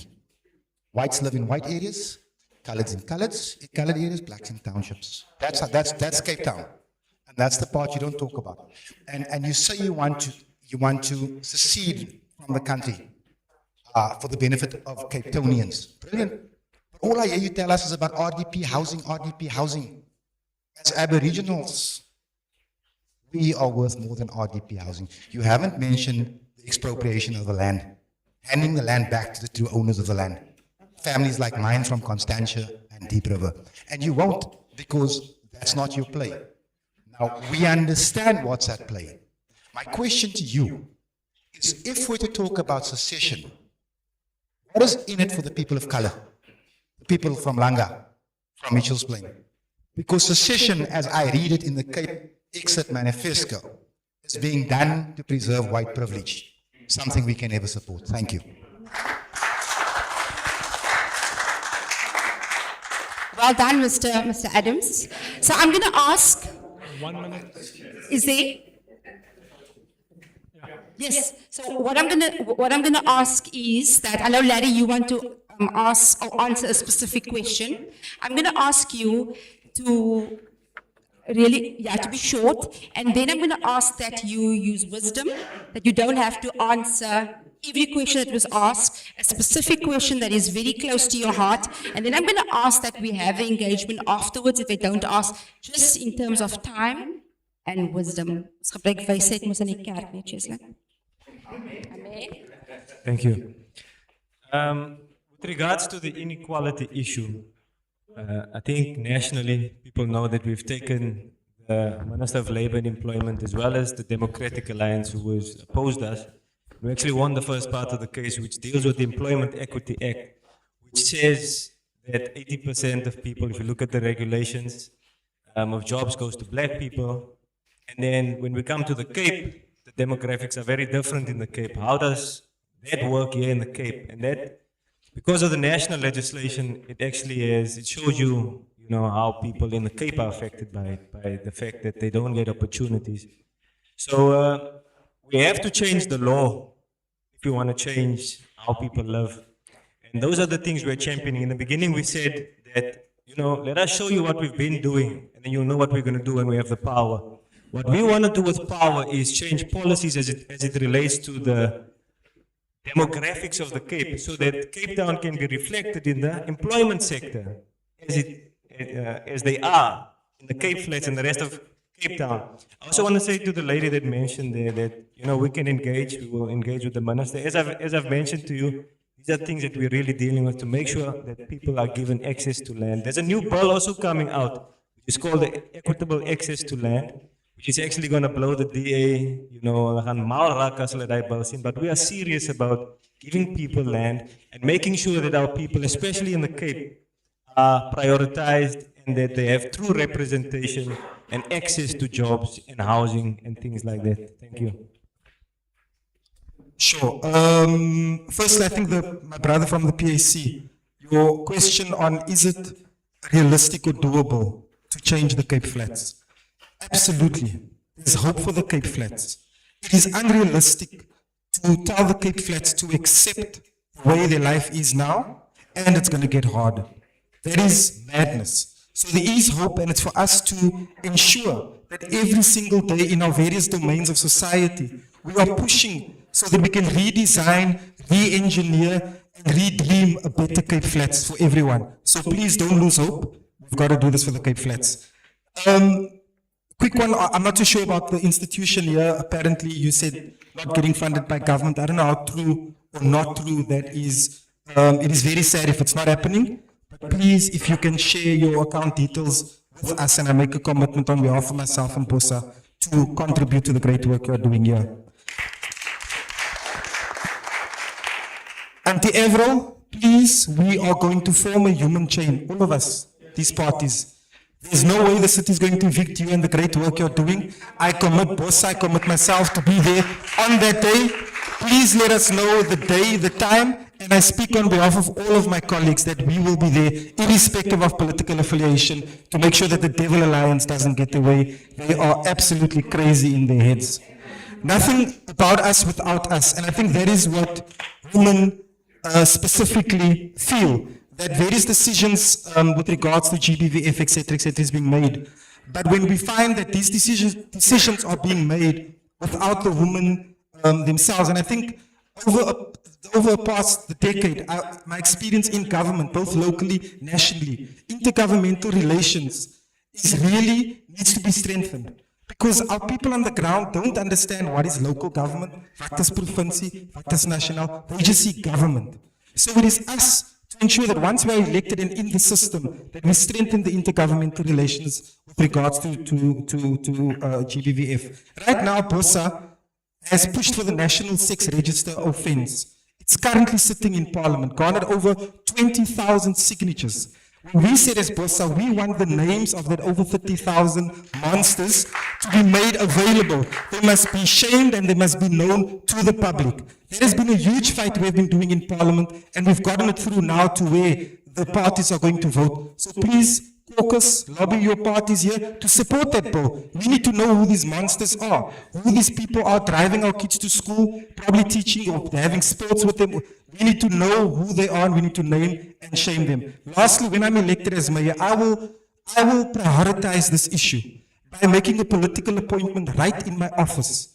I will get 1 or 2 competent professional people in the GBVF space. I will make a political appointment. Every single day, these persons will eat, sleep, GBVF every single day. They will serve Cape Townians, they will serve this specific sector, and I know that I can do that as well. The city has facilities. The city has facilities, but we are not repurposing or using these facilities. We need more shelters to be in our communities. We need to make it easier for people like Auntie Avril and many other NGOs like Lucinda, make it easier for them to serve our people instead of the red tape and the audacity to want to kick Auntie Avril and team off the ground. Lastly, is that we take GBVF very serious as BOSA. Part of our potential candidates program is that they are doing a specific component and section on GBVF. It is important that the public reps that are elected also be trained on this. Yes, to prevent, but also some of them are perpetrators themselves. So we take that very seriously, not first vote for us and then we're doing it right now. Every BOSA potential candidate, as part of our training, is going through GBVF and what their role and responsibility is as a BOSA candidate. Thank you. Thank you very much.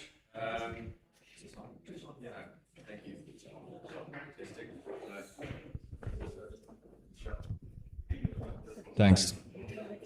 I didn't realize I had a fan from 19 years ago there, but sir, you're 100% right. The Cape Independence Party was started in 2007, but we got our first seat in government in 2021. So we've only been in government for 5 years. And it's very difficult to fight against a rigged system. And everyone who's talking about this rigged system is 100% correct. The DA and the ANC are two heads of the same beast. We don't have the money that the DA has. We don't have the money that the ANC has. So we have fought tooth and nail to get into government. And we achieved that in 2021. In the last 5 years, we have done more, we believe, with those 2 seats to fight for the best interests of the people of the Cape than virtually any other party. Just last week, I was in council. I was the only man to stand up and vote against the DA who wants to expand the informal settlements into the PHA, the Philippi Horticultural Area. These farmlands which we've had, which feed the people of Cape Town, which feed the people of Mitchell's Plain, these areas are being eaten up by land invaders who are taking away the rightful ownership of the Cape people. So we intend to grow from strength to strength, and we hope to double our seats in the next elections and beyond. But just to answer your question, yeah, it's been 5 years since we've been in government. To Fadil, goodness, this question about Cape independence being racist, there is absolutely nothing racist about Cape independence. Let me tell you, die brein mense is die meerderheid in the Cape. I'm telling you, when the Cape becomes independent, the people who are going to steer things here are the indigenous people who've lived here for the longest. And to answer that person's question back there, why aren't there colored people at the front desk, working at the gates, all around here? Why? Because of black economic empowerment imposed on us by the ANC government from above, which the DA imposes on us here in the Western Cape. If we want to break it, you guys are going to have to stand together and take power back and take control of the Cape. If we put up with the South African unitary system for another 5 years, we're going to be back here again in 5 years and you'll be asking those same questions. Cape independence is the one and only thing that will deliver you and your people what you want. So, to the question about Cape independence and why are we still hammering away on it? You know what? You don't even need to believe in Cape independence to vote for the Cape Independence Party. Scotland has a Scottish independence movement. Quebec has got an independence movement.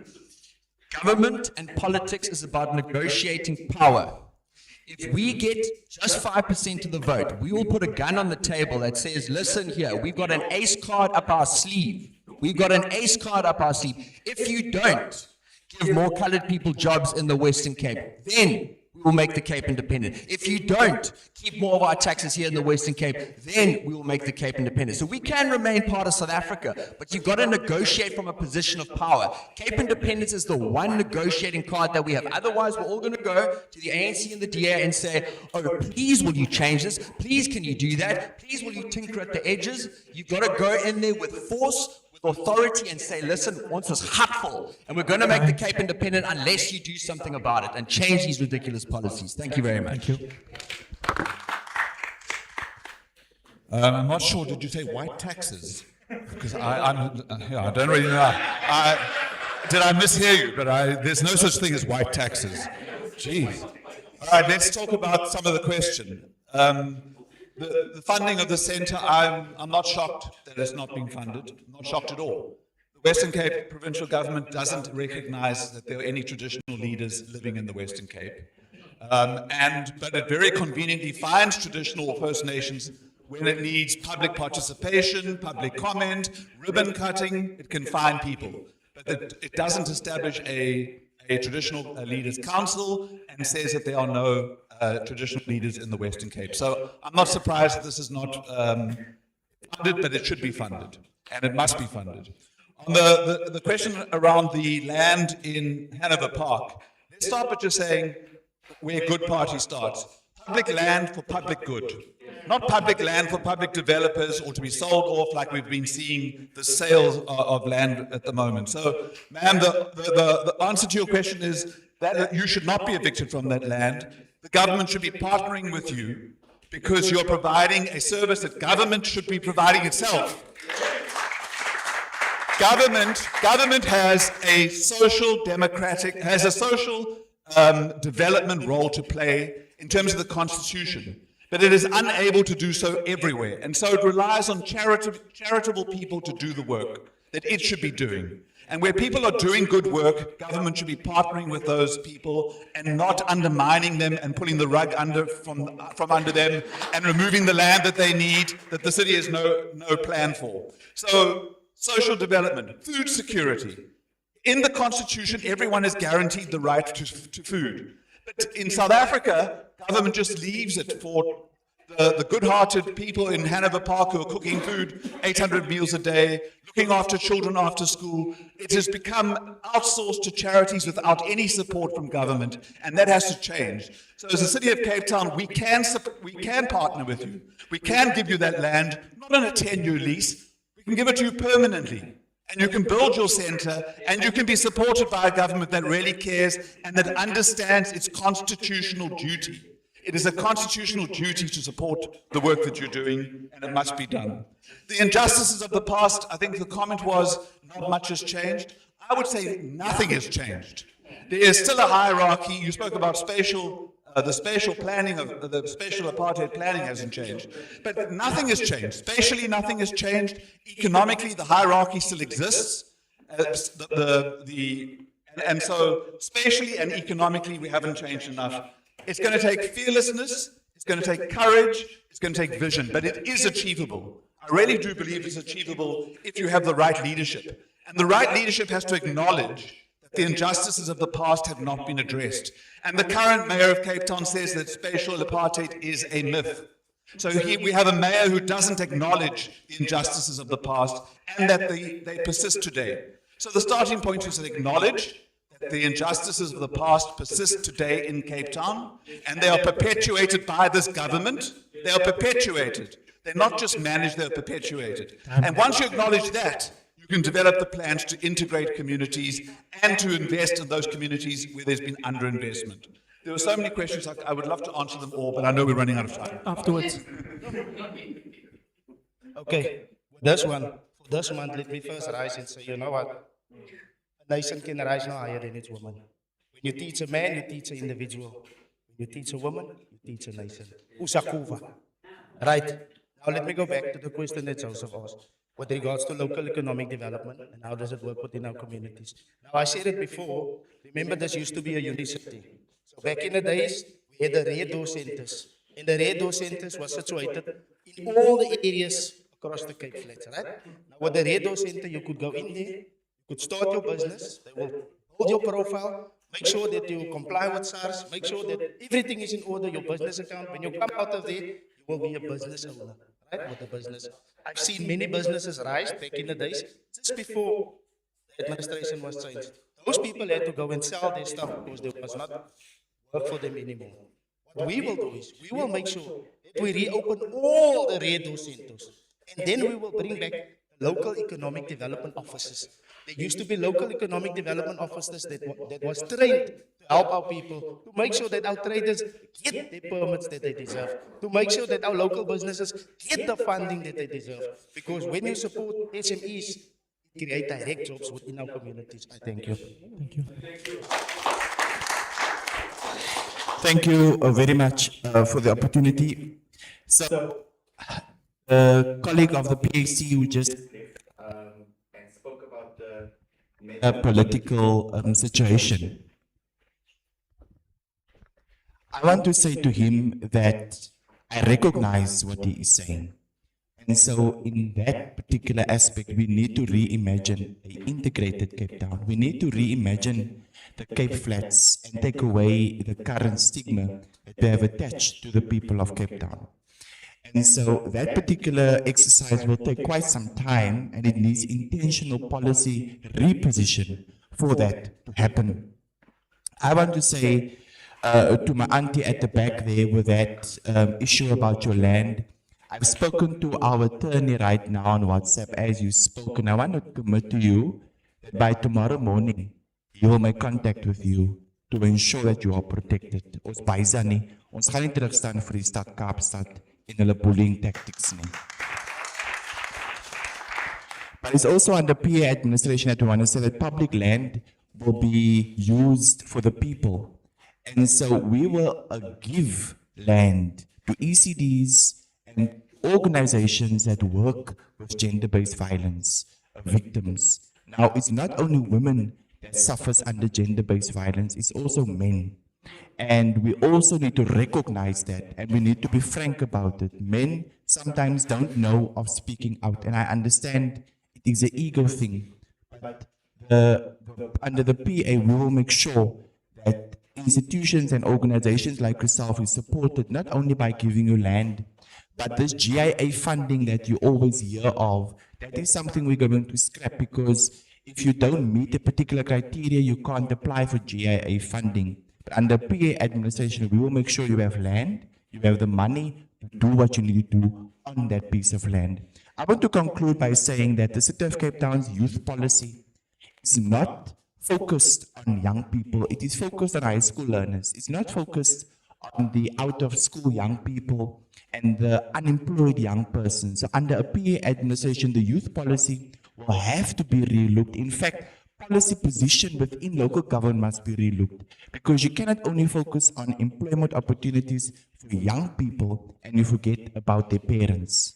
That is the unfortunate reality. And so under PA administration, we will be intentional in our policy in terms of integrated implementation. I also want to then say that young people will have great opportunity when it comes to the PA, because this learner license program that young people have to pay every single time, we need to relook that. Because our young people is not employable because of stumbling blocks like that. And so we are saying if you are able to give a young person or any unemployed person at least a learner license free of charge, they pay for the driver's license, you at least have given them something to start their employment journey with. And so it's under peer administration that we believe that Cape Town can be integrated and a city that works for all. Thank you.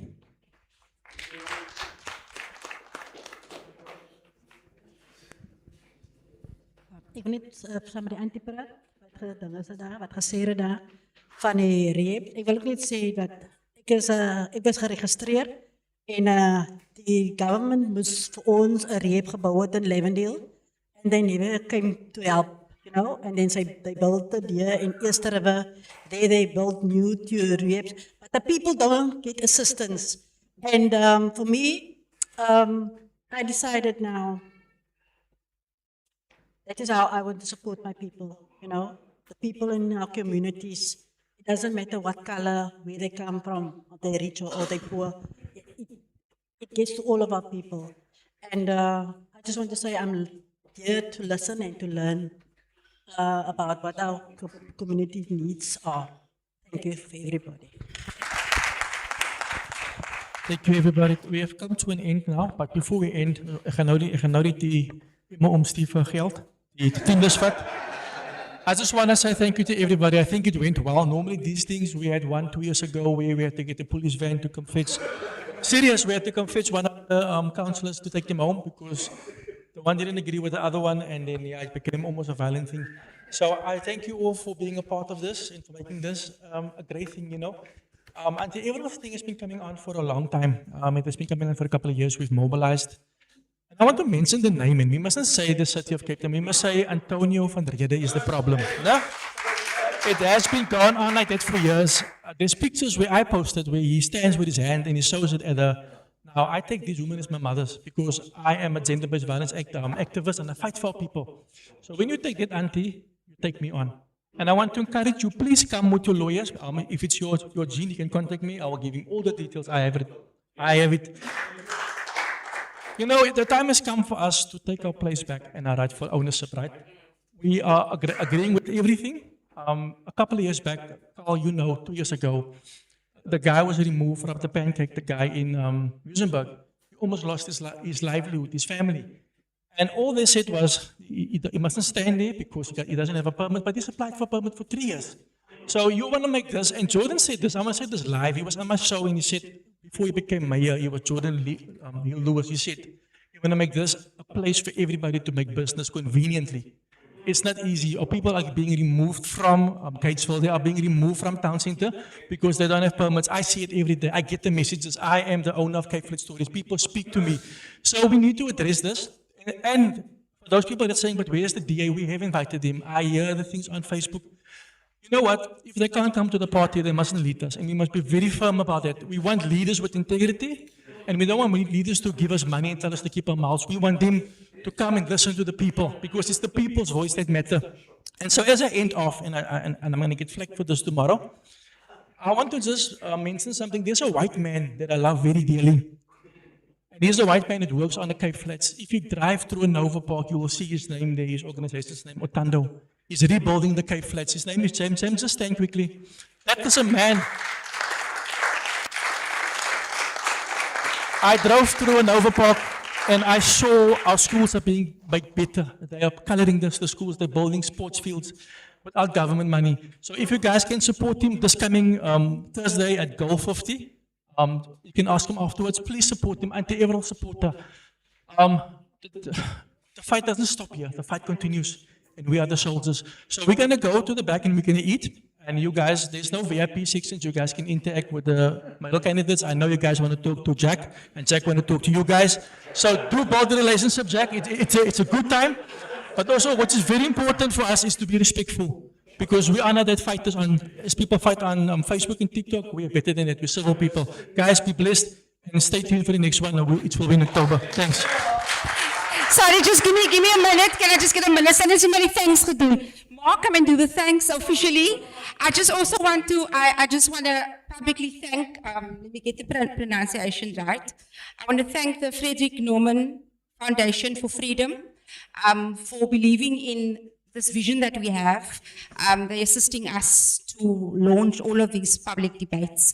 And so it's important that we honor people and then everyone else. But I'm going to give over to Mark to do the thank you quickly. Okay, thank you very much. Thanks a lot, everyone, for your patience. And leaders, thank you very much for an engagement that is much needed in our country and in our province as well. It is very exciting because everyone seems to be very excited and very passionate about our province and our people. And we love things that are involving people and how do we make things better. So with that said, this is the first of many engagements, and I welcome all of you to join us in our follow-up as well. And I want to say, with all due respect, I think everyone here is praying for our country. Everyone here is in love with our country, and we do as much as we can in our very different corners. But I want to appeal to each and every one of you to pray for our province, to pray for our people, and to put it in your heart. And I know that people get excited when it's election season. When it's done, they forget about us. But I'm appealing to each and every one of you that when we put you in position, that you continue to pray for wisdom. Because I think a lot of times that we forget about praying for wisdom, because God grants you the blessing, but we forget to thank God and to give us the wisdom to carry the project forward. So I do thank you, each and every one of you. Very important things that you're doing for our country. And we'd like to thank you on behalf of Cape Town Stories and the Bridge. Thank you very much. Can we, I just want to say we're not going to have a VIP section. They're going to eat with us, but can we allow them to go to the coffee shop first?